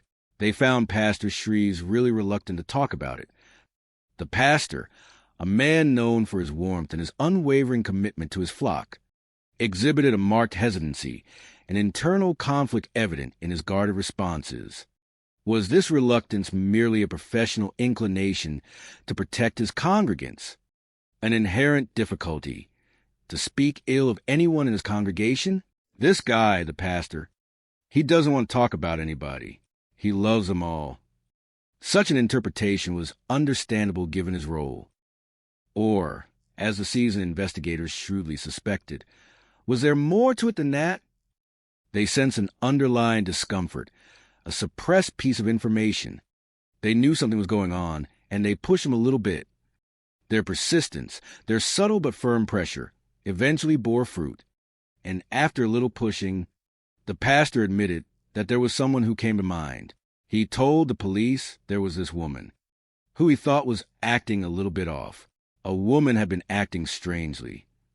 The carefully constructed facade of church unity, in this crucial moment, began to show cracks. And the name, when it finally emerged, would once again redirect the investigative focus back to a familiar, seemingly benevolent face. And, according to the pastor, this woman was, just like Rhonda, a devoted member of the church congregation, Mary Jane Fonder. By the last week of February 2008, the investigators in Springfield Township, Pennsylvania, had experienced their first genuine breakthrough in the chilling murder investigation of Rhonda Smith. The 42-year-old church secretary had been tragically shot to death in the office of Trinity Evangelical Lutheran Church, leaving behind a devastated community and a perplexing crime scene. It was the church's pastor, wrestling with his conscience and his protective instincts, who finally provided a crucial name. He did bring to the police attention that he had this one congregant, Mary Jane Fonder, who was, for lack of a better word, eccentric. The leap from describing someone as eccentric to labeling them a cold-blooded murderer was, by any measure, immense. Mary Jane Fonder, outwardly, presented a persona entirely antithetical to such a violent act. She was, after all, one of the congregation's most active members, a familiar face, a frequent volunteer, and a fellow choir member. Her involvement in church life was so pervasive that it seemed inconceivable she could harbor such malevolent intent, much less shoot a defenseless fellow choir member. Her public image, cultivated over more than a decade within the church, was deeply ingrained. She was, on appearance, a deeply religious woman, a very good Lutheran, and a very dedicated member of the church. To imagine her capable of murder required profound reevaluation of everything the community thought they knew about her. However, the pastor's insights provided a nuanced, if disquieting, counter-narrative to Mary Jane's public facade. According to his observations, Mary Jane had always had trouble fitting into the Trinity Evangelical Church family. Despite her fervent efforts to be a part of it, her personality, while outwardly friendly, carried certain traits that made genuine connection challenging for others. She was extremely talkative, nosy, opinionated, and a general annoyance. The analogy of her being the aunt that no one wants to sit next to at Thanksgiving paints a vivid, if unflattering, picture of her social impact. This inherent difficulty in forming deeper bonds meant that, fundamentally, I don't think that the people at the church ever fully accepted her. She was present, she participated, but she remained, in some sense, on the periphery of true intimacy within the community. Compounding the sense of being somewhat marginalized was Mary Jane's particular and intense focus on the pastor. While the congregation might not have really warmed up to her, the pastor himself admitted that Mary Jane had always seemed overly fond of him. This sentiment, initially perceived as benign, evolved into something unsettling. The pastor explained that it had started a few years earlier when he was first hired, when Mary Jane began leaving food for him at the parsonage. The pastor, always gracious, said he'd assumed it was harmless, interpreting it through the lens of a congregant expressing kindness. But then, the nature of Mary Jane's attention began to shift and escalate, taking on a more intrusive and obsessive quality. But then the phone call started. She would get up every day, and she would call the pastor and wish him a good day and maybe talk about scripture or anything else that crossed her mind. What started as daily greetings soon devolved into endless, winding monologues. She would go off on tangents after tangents after tangents. The sheer volume and relentless nature of these calls became overwhelmingly burdensome, even for a dutiful pastor committed to his flock. Eventually, the situation reached a point where even the dutiful pastor stopped taking her calls. He wouldn't even answer the phone and just leave it go into the voicemail. Yet, Mary Jane's persistence was undeterred. The messages would go for 10 minutes, cut off, and then she'd call back immediately and start leaving another one. This ceaseless barrage, a digital echo of her boundless talkativeness, was deeply unnerved. Recognizing the escalating and inappropriate nature of Mary Jane's behavior, the pastor told the investigators that he'd taken the matter to the church elders. He sought guidance and support from the church's leadership structure, hoping for an intervention. However, the elders, perhaps conditioned by years of Mary Jane's eccentricities, offered little in the way of a solution. Not that it did any good. Everyone's like, oh, that's Mary Jane. Her particular brand of intensity had, over time, become normalized, folded into the general understanding of her quirky personality, making it difficult for the community to recognize its more troubling dimensions. But the pastor, privy to the direct and escalating intensity of Mary Jane's affections, perceived a far more concerning development. He claimed that one day in 2006, Mary Jane had cornered him in the church office, not for a pastoral conversation, but for an intensely personal and utterly shocking declaration. She told him that her affection was far from motherly. She says, "You can't deny what's going on between us." She thought there was a romantic interest. The pastor, confronted by this deeply misguided and inappropriate overture, was sort of floored, like he didn't know what to make of that. His response was immediate and unequivocal, reaffirming the boundaries of their professional and spiritual relationship.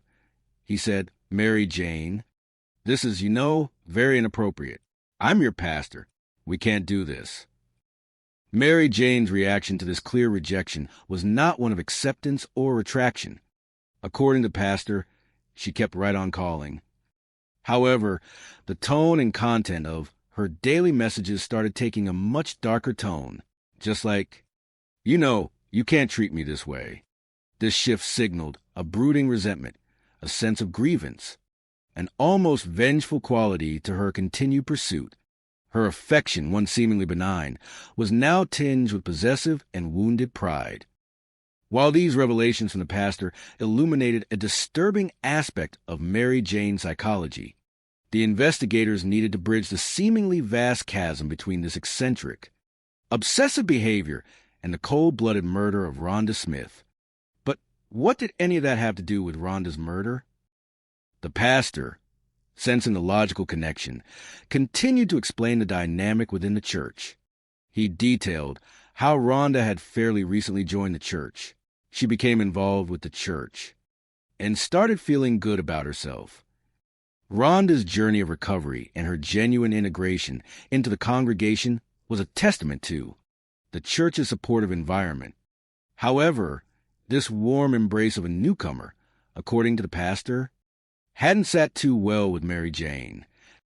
The zenith of this growing tension, as identified by the pastor, occurred just 10 days before her death, when Rhonda, filled with gratitude, had stood up before the congregation to thank them for all their help. She tells the congregation how thankful she is that she found them and they take care of her. The emotion of the moment was palpable, universally felt. According to the pastor, everyone in church that morning had been moved by Rhonda's words. Everyone, that is, except for Mary Jane.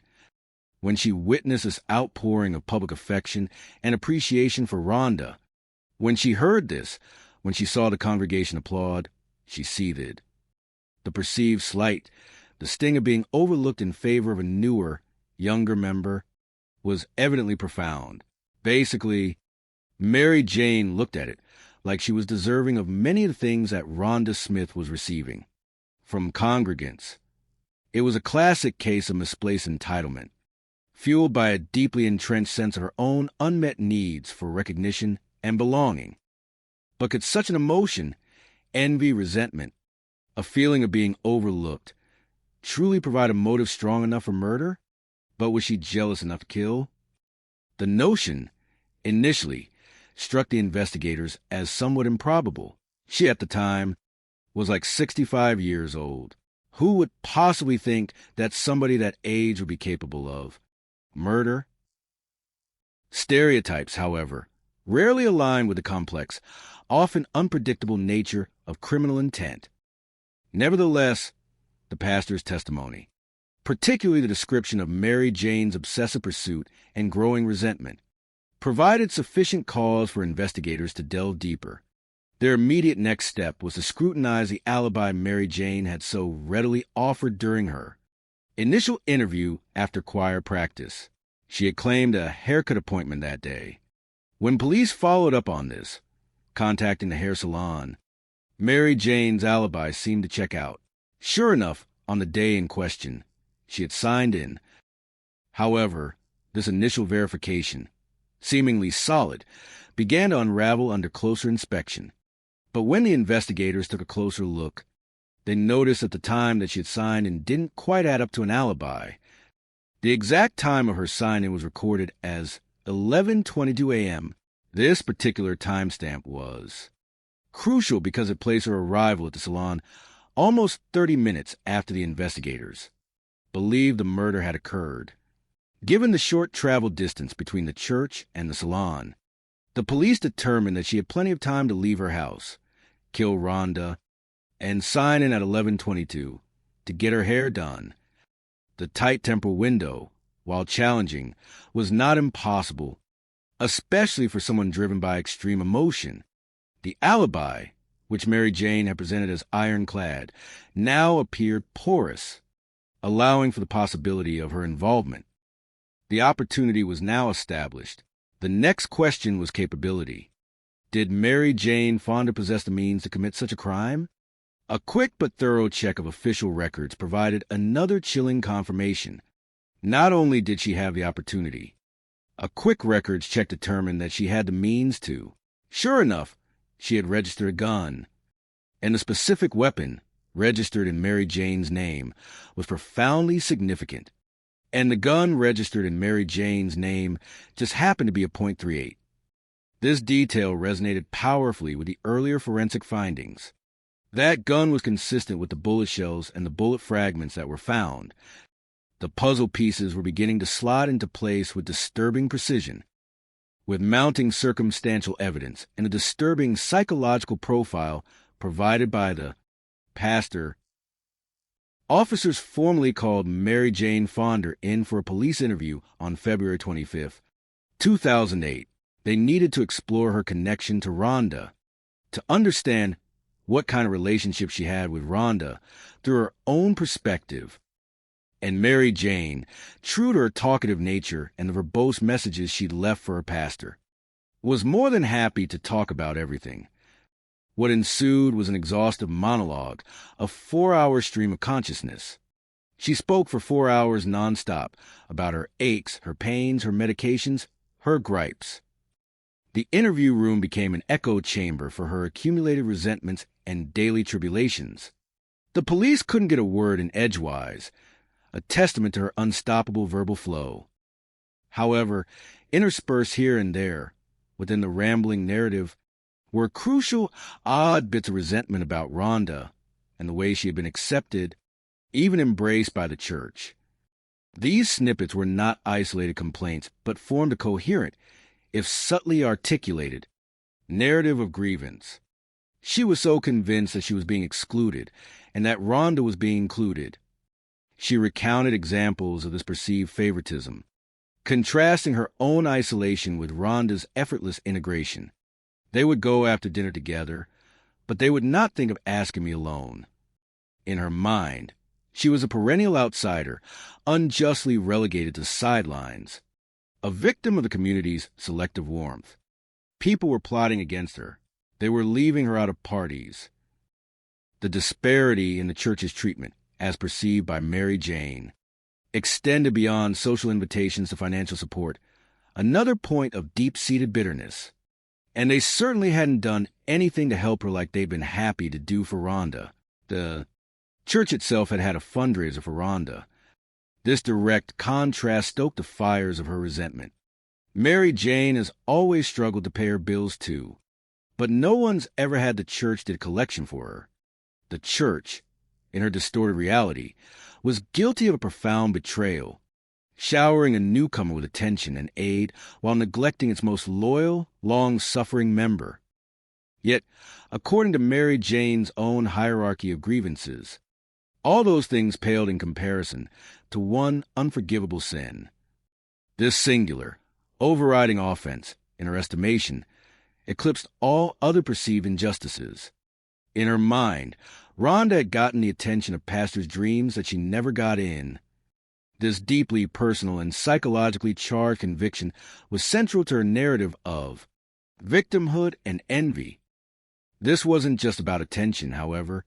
It quickly escalated to something far more intimate and incendiary. Mary Jane's words carried a chilling insinuation. In fact, Mary Jane insinuated he'd done more than just give Rhonda a job as church secretary. Her questions were rhetorical, yet loaded with accusatory meaning. Do you think Rhonda was having a relationship with the pastor? It could be anybody's competition. Through her convoluted reasoning, Mary Jane became convinced that Rhonda was having an affair with the pastor. Considering the pastor's earlier, harrowing account of Mary Jane's unrequited love for the pastor and her delusional romantic claims, the investigators were pretty sure that hadn't gone over too well with Mary Jane either. This perceived romantic betrayal, overlaid upon the professional slights and social exclusions, created an explosive emotional cocktail. She viewed Rhonda as a threat, and it was this perception, chillingly, that, one, the investigators were convinced Mary Jane had decided to eliminate. The time for indirect questioning and polite inference was over. The investigators, now confident in their emerging theory, decided to directly confront her. They'd just come right out and accuse her. Mary Jane's reaction was immediate and fierce. Mary Jane firmly denied the allegation. She was furious that the police would suspect that she would do such a thing. Her denials were vehement, but they lacked a ring of truth to the seasoned officers. They then pressed her on the crucial piece of evidence that directly linked her to the crime. When investigators asked her about the .38 caliber handgun that was registered in her name, Mary Jane denied having it, too. Her explanation for its disappearance was equally perplexing and, ultimately, incriminating. She claimed that she no longer possessed a weapon because she had disposed of it years earlier. According to Mary Jane, an unspecified experience had prompted her to get rid of it. It scared her, and she didn't want to have it anymore. Her detailed account of this disposal was vivid and seemingly precise. She told him she drove over the lake, Nakamix, and she threw the gun into the lake. And then, having delivered this elaborately constructed story and asserting her innocence, Mary Jane abruptly brought the interview to an end. And then, with that explanation, Mary Jane told police that she was finished talking. She says, "I want a lawyer," and that was the end of the interview. The sudden shift from verbose monologue to stonewalling was a telling sign, a psychological break that often accompanies a cornered suspect. For the investigators, Mary Jane's abrupt termination of the interview did little to undermine their conviction. On the contrary, her sudden silence spoke volumes. Not that it mattered much to the investigators. By the time Mary Jane asked for a lawyer, they were convinced they'd found Rhonda's killer. The colloquialism used by a commentator perfectly encapsulated their conclusion. When you can shut up Mary Jane Fonder, you know, something's going on. However, conviction alone was insufficient. But could they convince a jury? The investigators needed irrefutable, tangible evidence that went beyond circumstantial accounts and psychological profiling. And they might have continued to struggle for that definitive proof if not for an unsolicited call. 1 month later, on March 29th, this call, arriving unexpectedly, will provide the crucial, undeniable link between Mary Jane Fonder and the brutal murder of Rhonda Smith. The caller was a local man who said he and his son had been fishing on Lake Nokomixon, the very lake Mary Jane had meticulously described as the final resting place of her purportedly discarded gun. It was a seemingly ordinary outing that transformed into a monumental discovery. A little boy sort of wanders off on his own while his father's fishing, and he sees something, shiny in the lake. The child's natural curiosity led him to investigate, drawing his father's attention. And the father said that when he went to check on the boy, his son was holding a loaded gun. The sheer shock, the terror of a child grasping a deadly weapon, spurred immediate action. His father is shocked, and they turn it over to police. The retrieved weapon was a .38 revolver. Its significance became immediately clear to the police. The firearm bore a serial number the investigators were already familiar with. This number belonged to the weapon that had been carefully logged in the Pennsylvania gun. Registration records. That was Mary Jane Fonder's gun. The meticulous details provided by Mary Jane during her interview, the type of gun, the location of its disposal, had inadvertently led investigators directly to the murder weapon. The final, undeniable link came from the forensic laboratory, and when the crime lab compared that gun to the bullet fragments recovered during Rhonda's autopsy, the ballistics matched. This scientific certainty provided the absolute proof the prosecution needed. The unique markings left on the bullets from the rifling of the barrel were a perfect, unassailable match. On April 1st, 2008, a date fraught with grim irony, given the nature of some April Fool's Day pranks, a warrant was sworn out for Mary Jane's arrest. The authorities knew precisely where to locate her, in the place that was the very center of her life. They went to the heart of her perceived identity, her self-fashioned haven. Please go to the church, and she's placed under arrest. The once devoted member, the perennial volunteer, was now apprehended as the prime suspect in a horrific murder, forever altering her relationship with the sacred institution she claimed to cherish. On October 20th, 2008, Mary Jane Fonder, at the age of 66, stood trial for the first-degree murder of Rhonda Smith. The setting was the austere courtroom, a stark contrast to the welcoming warmth of the church where the crime had been committed. She was accused of senselessly killing Rhonda in the office of Trinity Evangelical Lutheran Church. Just 9 months earlier, this was not just a crime.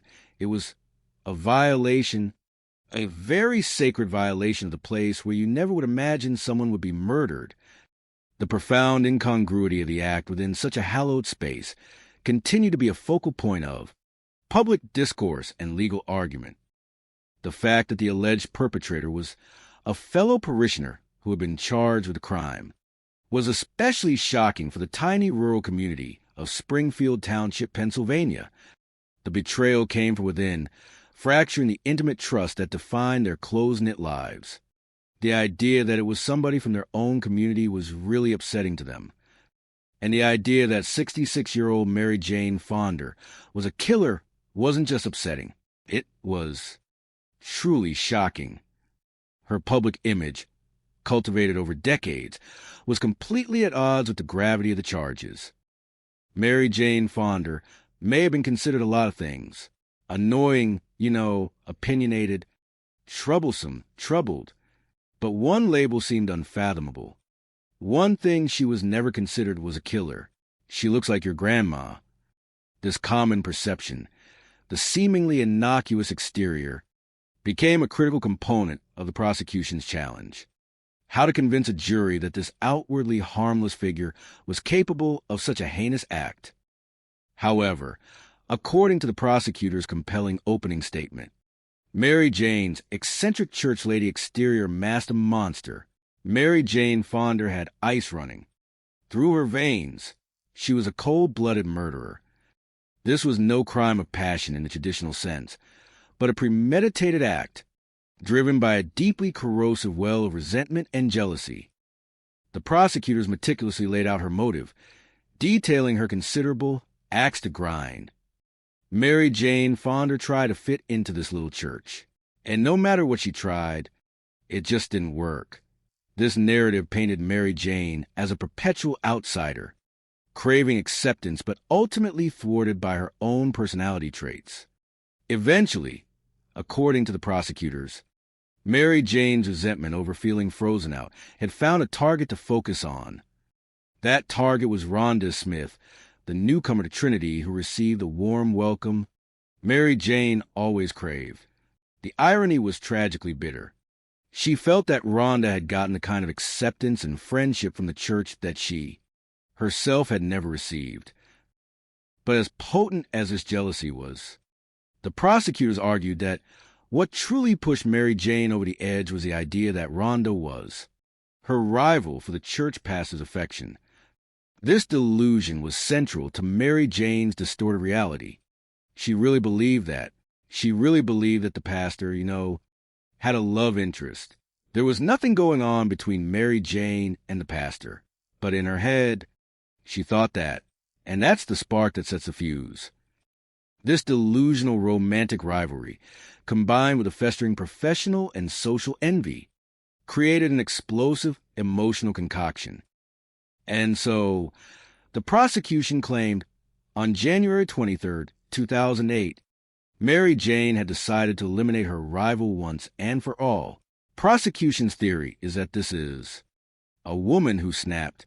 She decided she was going to end this problem in her life and put a bullet into Rhonda Smith's brain, and then she had her hair done. This final, chilling detail underscored the cold calculation of the act, the apparent composure, the mundane task undertaken immediately after such a brutal murder, painted a disturbing portrait. She was a cold-blooded killer that could shoot someone and walk away. Rhonda Smith was left there to suffer and to die. To buttress their compelling theory, the prosecutors presented a robust case, calling numerous members of the church to the stand, including the pastor. The pastor's testimony, as anticipated, proved pivotal. He recounted Mary Jane's escalating fixation on him, her inappropriate advances, and his clear rejections. When he testified that he had no romantic interest in her, a visible, audible gasp emanated from the defense table. She gasps, a sudden, visceral reaction from Mary Jane, revealing the depth of her self-deception and the fragile grip she had on reality. The pastor also revealed his agonizing decision to alert authorities to Mary Jane's concerning behavior when he explained how he was the one who first pointed the investigators in Mary Jane's direction. Her reaction was not one of understanding or regret. Instead, she got very angry about the fact that he turned on her. This was perceived as the ultimate betrayal from the object of her obsession, further cementing her self-serving narrative of victimhood. Mary Jane just can't believe that her sweet pastor had been cooperating with the police and telling them all about her crazy phone messages and her crazy groceries. Her internal outcry, "Why would he do this to me? I thought he had feelings for me," revealed the profound chasm between her fantasy and reality. But the pastor, the erstwhile focus of her unrequited love, was not the only one who inadvertently contributed to Mary Jane's undoing. Prosecutors claimed a crucial piece of evidence had come from Mary Jane herself. When she was arrested, she had a day planner on her. And guess what she had written on January 23rd? 2 words: Rhonda murdered. This chilling entry, found on the very day of the crime, profoundly impacted the jury. Many people thought that was sort of like a to-do list. This interpretation was reinforced by what appeared immediately below the note about Rhonda. She wrote down the hairdresser appointment. The mundane and the monstrous, placed side by side, painted a truly sinister picture. However, the day planner entry, while profoundly impactful, was not the primary physical evidence anchoring Mary Jane to the crime. Instead, that distinction belonged to the murder weapon. It was the very gun Mary Jane claimed she'd gotten rid of 14 years earlier, an elaborate, verifiable tale she had shared with investigators. When a highly credentialed firearms expert took the stand for prosecution, his testimony aimed to dismantle Mary Jane's elaborate disposal story. He emphatically stated that if the gun had been in the lake for 14 years, as she claimed, its condition would be drastically different. If she threw the gun away years ago, it would be rusted. It would be, ruined. He then contrasted this with the reality of the evidence. The gun, as found, was actually in pristine condition. At least that's what the expert said. This statement bolstered the prosecution's timeline, suggesting recent disposal. However, in a dramatic turn of events, a moment of high tension within the courtroom, the demonstration of this key piece of evidence went spectacularly awry. When the expert proceeded to open the supposedly pristine revolver cylinder while demonstrating it, for the jury, a crucial malfunction occurred.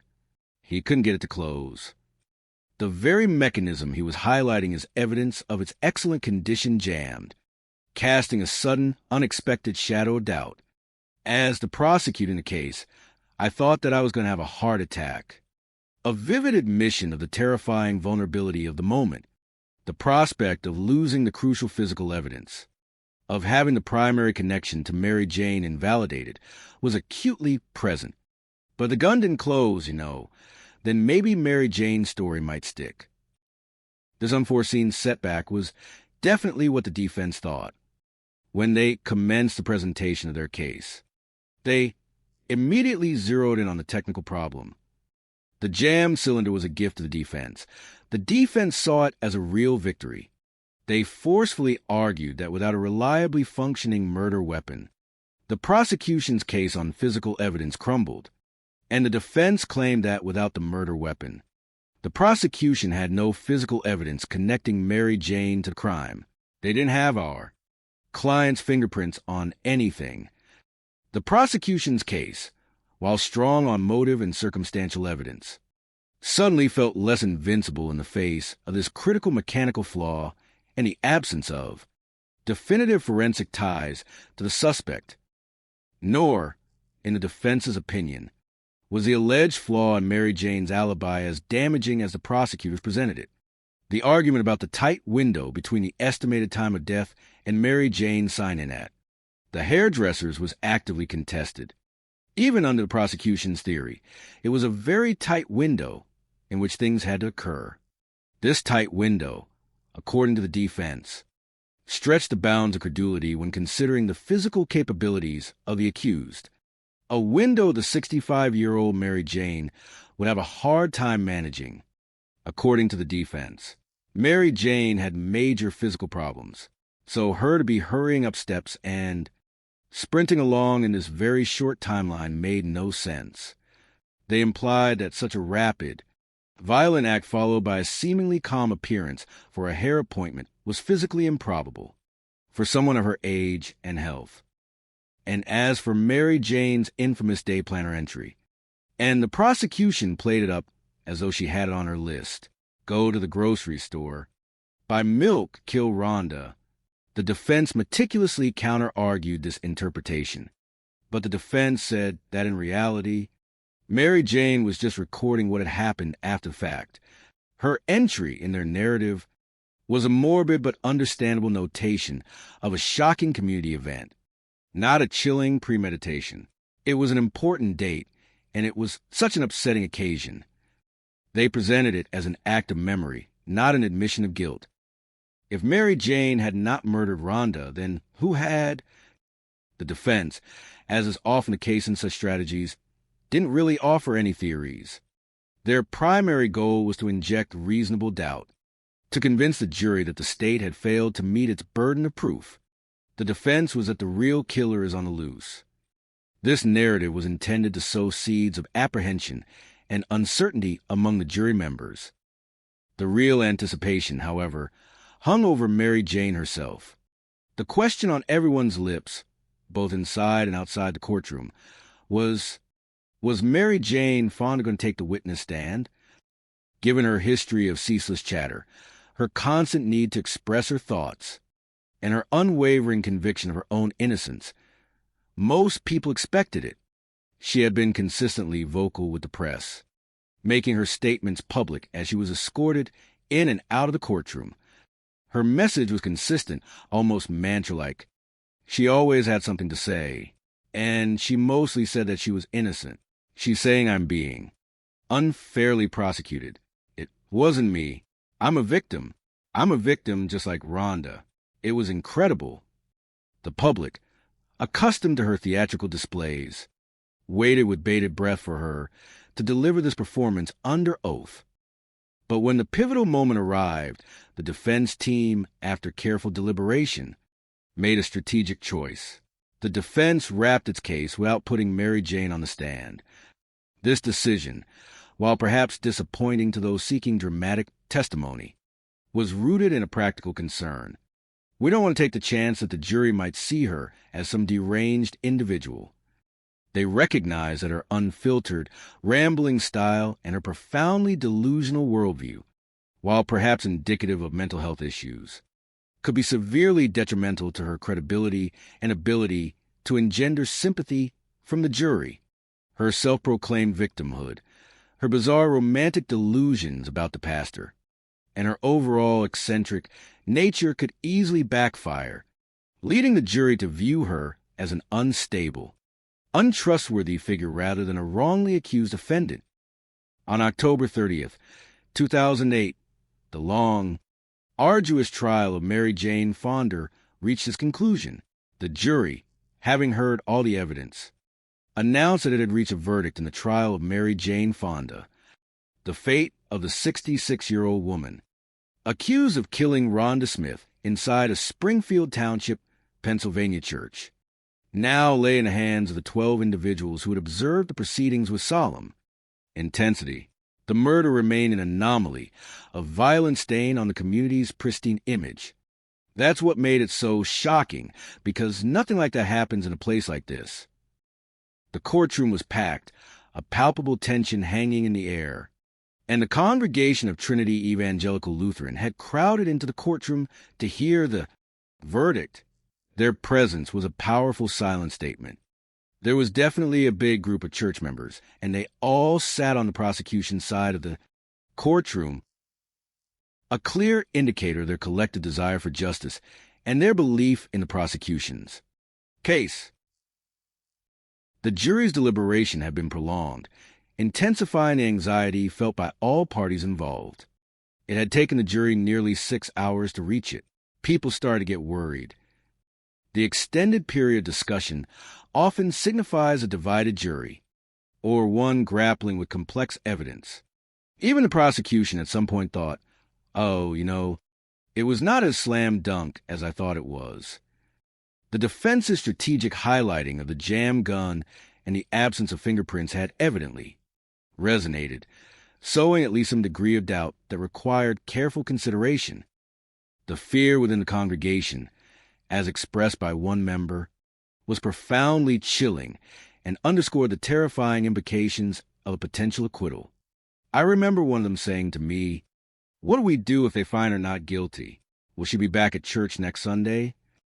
The prospect of Mary Jane Fonder, the alleged murderer, returning to their shared sanctuary was a deeply unsettling one, highlighting the fundamental violation of trust that had occurred.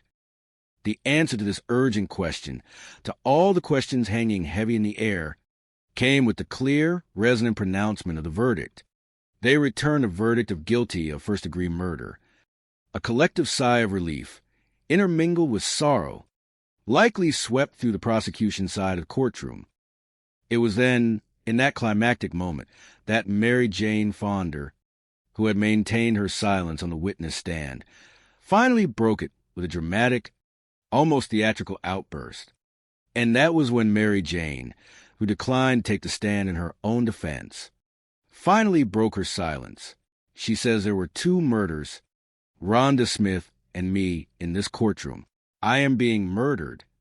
Her words were an intensely self-pitying, utterly deluded claim of parallel victimhood, aligning herself with the woman she had brutally killed. A commentator accurately characterized this moment. It's very melodramatic, but it was very Mary Jane. It was a final, quintessential display of her self-centered worldview and her inability to accept accountability. However, despite her histrionic claims of being murdered, Mary Jane's life, unlike Rhonda's, was not forfeit. However, despite her outbursts about being murdered, Mary Jane's life was never on the line. First-degree murder in Pennsylvania, at that time, carries a specific, unyielding sentence. First-degree murder carries a mandatory life in jail without parole. Justice, in this instance, meant that Mary Jane Fonder would spend the remainder of her natural life incarcerated, irrevocably separated from the community she had betrayed and the church she had defiled. As the bailiffs escorted her from the courtroom, preparing to lead her to her new, inescapable reality in prison, Mary Jane delivered yet another bizarre comment. In a voice perhaps laced with a perverse sense of duty, or, more likely, a profound disconnect from the severity of her actions, she declared, "I want to take a load of my congregation, and I miss them all, and I'm praying for everybody." This final statement, devoid of any apparent remorse or true understanding of her heinous crime, elicited a final, damning assessment from an observer. She's just oblivious. The curtain fell on the public drama of Mary Jane Fonder's trial, leaving behind a community scarred, a sacred space violated, and the chilling portrait of a killer who lived in a world of her own making. But Mary Jane Fonder's story, however complete it seemed with her conviction, still held another chilling, unanswered chapter. A year after her sentencing, a twist emerged from behind prison walls. During a prison interview with a journalist, Mary Jane made one last shocking statement. Her words were not a full, unequivocal confession, but a disturbing concession, a chilling step into the acknowledgement of her darkest act. She's like, yeah, I've been thinking about it. And then I think I maybe killed Rhonda. This quasi-confession, uttered with an unsettling casualness, solidified what justice had already determined. This eerie partial admission served as more than just a footnote to her conviction. It spurred authorities to revisit an older, cold case, a long-dormant mystery. Mary Jane quasi-confession wasn't the end of the story, though. After her murder conviction, the Bucks County authorities began taking a closer look at her father's 15-year-old disappearance. Edward Fonder Sr., whose unexplained vanishing had deeply affected Mary Jane, now became the focus of renewed suspicion, his disappearance viewed through the grim lens of Mary Jane's proven capacity for murder.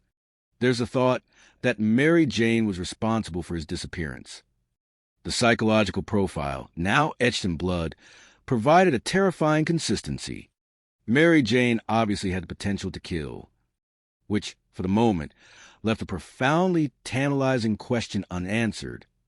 With Mary Jane Fonda now confirmed as a murderer, a new, unsettling query arose, echoing into the quiet corners of Springfield Township and beyond. How many times did she actually do it? The depths of her pathology, once masked by her eccentricities and outward devotion, now suggested a far more insidious and potentially long-standing darkness. The image of the kindly church lady, once seen as benevolent, was forever shattered, replaced by the chilling shadow of a serial deceiver and killer. The case of Mary Jane Fonda stands as a stark and sobering narrative in the annals of criminal psychology, a profound and cautionary tale of how unseen resentments and delusional fixations can fester, mutate, and ultimately erupt into unimaginable violence, even within the most outwardly benign and spiritually centered environments.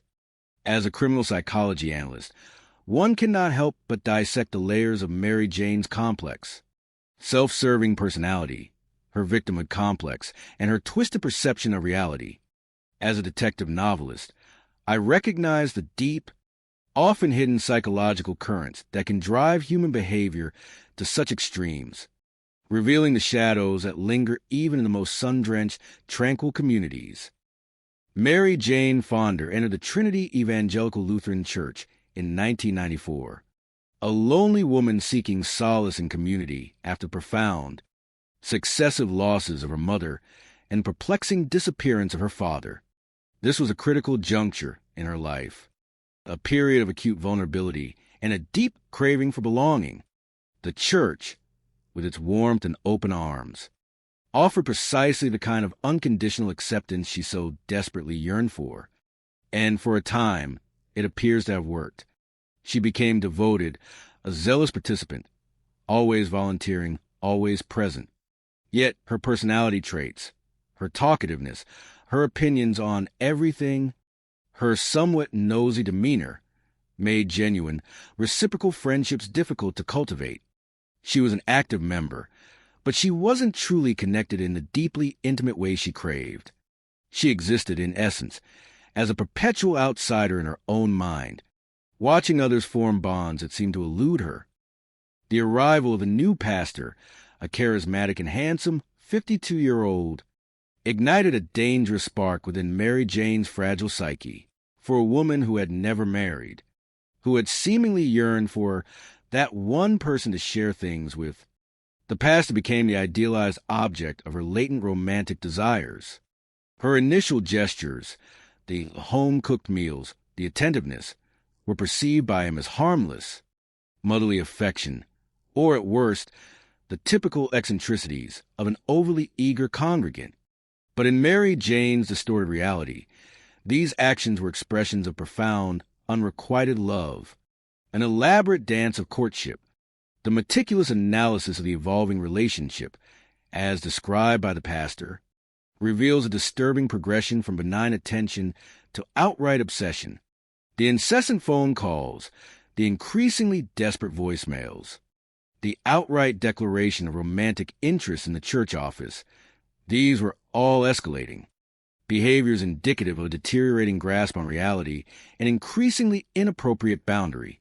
Violations. The pastor's efforts to politely but firmly delineate their professional roles were met not with understanding, but with festering resentment. In her mind, his rejection was not an assertion of boundaries, but a cruel denial of a deep, mutual bond she imagined. Then came Rhonda Smith, another newcomer to Trinity Evangelical Lutheran, a woman who, like Mary Jane, had faced profound life challenges but was actively, courageously rebuilding her life. Rhonda's journey, marked by mental health struggles and a triumphant resurgence with the help of the congregation, presented a direct, perceived threat to Mary Jane's already precarious sense of belonging and value. Rhonda was everything Mary Jane ostensibly wanted to be: accepted, supported, thriving, and visibly appreciated. The congregation's willingness to collect money for Rhonda, their embrace of her, and especially that powerful moment when Rhonda stood before everyone to publicly thank them, served as a final, unbearable insult to Mary Jane. The tears of joy shed by other congregants, the universal applause. These were interpreted by Mary Jane not as a testament to Rhonda's resilience, but as a direct affront, a stark confirmation of her own perceived inadequacy and exclusion. Her internal monologue, laid bare to investigators, expressed this perfectly. She felt deserving of many of the things that Rhonda Smith was receiving from congregants. The church, the community, the pastor, all, in her mind, had somehow betrayed her in favor of Rhonda. But the final, fatal spark was a delusion that Rhonda had not only usurped her place in the community's affections, but had also stolen the pastor's love. The insidious belief that Rhonda was having an affair with the pastor, that she was her rival for the church pastor's affection, became the absolute catalyst for wrath. It was a potent concoction of deep-seated loneliness, unfulfilled desire, crippling envy, and raging delusion. When Mary Jane left her home on January 23, 2008, she was not merely going to church. She was embarking on a mission fueled by a corrosive cocktail of all these deadly sins: lust in her mind, envy, and above all, wrath. The investigative process, as patiently and diligently unfolded by the Springfield Township Police, exemplifies the triumph of methodical police work over initial lack of concrete evidence. The first phase of inquiry, broad and comprehensive, focused on the immediate crime scene and preliminary interviews. The swift debunking of the suicide theory, based on the crucial discovery of 2 gunshot wounds and the absence of a weapon, was fundamental. This established a horrific truth. This was murder. The initial search for the killer through Rhonda's romantic life, a common avenue for motive in violent crimes, proved to be a necessary, yet ultimately fruitless detour. Such dead ends can be disheartening, creating immense pressure on investigators and exacerbating the community's fear. But they are often integral to systematically eliminating possibilities and narrowing the field. The breakthrough, as is often the case, came from a human element: the pastor's reluctant yet eventually honest testimony, his internal struggle to speak ill of a congregant, his attempts to manage Mary Jane's behavior through church elders, underscore the insidious nature of obsession when it is initially dismissed as mere eccentricity. His eventual revelation, spurred by the investigator's persistence, opened up the psychological dimension of the case, transforming it from a perplexing whodunit into a clear narrative of jealous rage. The systematic dismantling of Mary Jane's alibi, from a seemingly solid hairdresser appointment to a tight window that proved her opportunity, was crucial. And then the discovery of the registered .38 caliber handgun matching the murder weapon was a logical, undeniable culmination of these mounting suspicions. Mary Jane's police interview was, from a psychological perspective, a masterclass in obfuscation, delusion, and selective disclosure. Her 4-hour monologue was not merely rambling. It was a carefully, or perhaps unconsciously, constructed narrative designed to present her as a victim, a long-suffering and unappreciated figure. The subtle, odd bits of resentment about Rhonda, the complaints about exclusion and lack of support from the church, and most chillingly, the explicit projection of her own romantic fantasies onto Rhonda and the pastor, painted a vivid portrait of a mind steeped in grievance and self-pity. Her furious denial of guilt and her sudden invocation of a lawyer were not signs of innocence, but rather the desperate actions of a cornered individual whose carefully constructed world was crumbling. The statement that when you can shut up Mary Jane Fonder, something's going on, while humorous in its delivery, perfectly captures the telling silence that finally fell. And then the serendipitous discovery of the murder weapon by a young boy and his father, fishing in Lake Nokomis, provided the irrefutable link. The moment the shiny object was pulled from the water, the moment the serial number was traced, and the ballistics matched, was the point of no return for Mary Jane.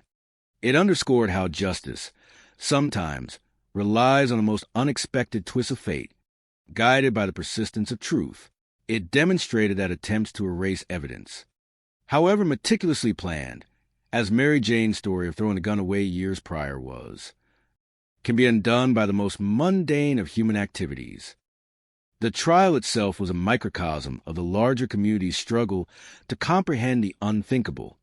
The stark contrast between Mary Jane's outward grandma persona and the prosecutor's depiction of her as having ice running through her veins highlighted the profound shock. The jury's responsibility was immense to reconcile these two opposing images and arrive at truth.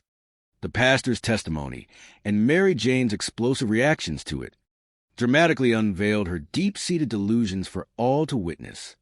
The day planner entry, Rhonda murdered, immediately followed by hairdresser appointment, was, to the jury, a chilling testament to cold calculation. The defense's challenge to the firearm expert's demonstration, while briefly creating uncertainty, ultimately could not overcome the overwhelming weight of the prosecution's cumulative evidence. Mary Jane's decision not to testify was, from a purely legal standpoint, a rational move by her defense, designed to shield the jury from her potentially deranged presentation. Yet her subsequent outburst upon the verdict's pronouncement, "I am being murdered," and her final, disconnected remarks, "I want to take a load of my congregation, and I miss them all, and I'm praying for everybody," revealed an individual profoundly detached from the reality and gravity of her actions. Her quasi-confession during a later prison interview, "I think I maybe killed Rhonda," further illustrates a fragmented psyche, perhaps incapable of full admission, but at least dimly aware of the monstrous truth. It suggests a lingering struggle within her own mind, a partial breakthrough in the carefully constructed denial.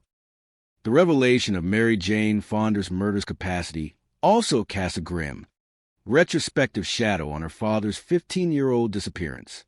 This aspect of the case is a chilling reminder that unresolved mysteries often harbor darker truths, and that an individual's known violent tendencies can tragically reinterpret past ambiguities. The question, how many times did she actually do it, is not merely sensational. It is a vital query for understanding the true extent of a killer's pathology and ensuring that all possible avenues of justice have been explored. The story of Mary Jane Fonda and Rhonda Smith is ultimately a narrative of devastating contrasts. It pits genuine recovery and hope against bitter envy and delusion. It shows the fragility of peace in even the most idyllic communities and the unseen darkness that can reside within outwardly normal individuals. It underscores the incredible dedication of investigative forces in honoring the victim, pursuing justice, and providing closure for a terrified community. Rhonda Smith, who struggled bravely, found community, and ultimately found joy, had her life tragically and unfairly extinguished. But through the tireless work of justice, the truth was unearthed and accountability was exacted, demonstrating the triumph of good over evil, however subtle and challenging that fight may be. It is a story that urges communities to look beyond outward appearances, to recognize escalating behaviors, and to always hold sacred the bond of empathy, compassion, and justice. And in its grim unfolding, it reminds us all that every life holds untold stories, some of them benevolent, and others, tragically, veiled in darkness until justice shines its unwavering light.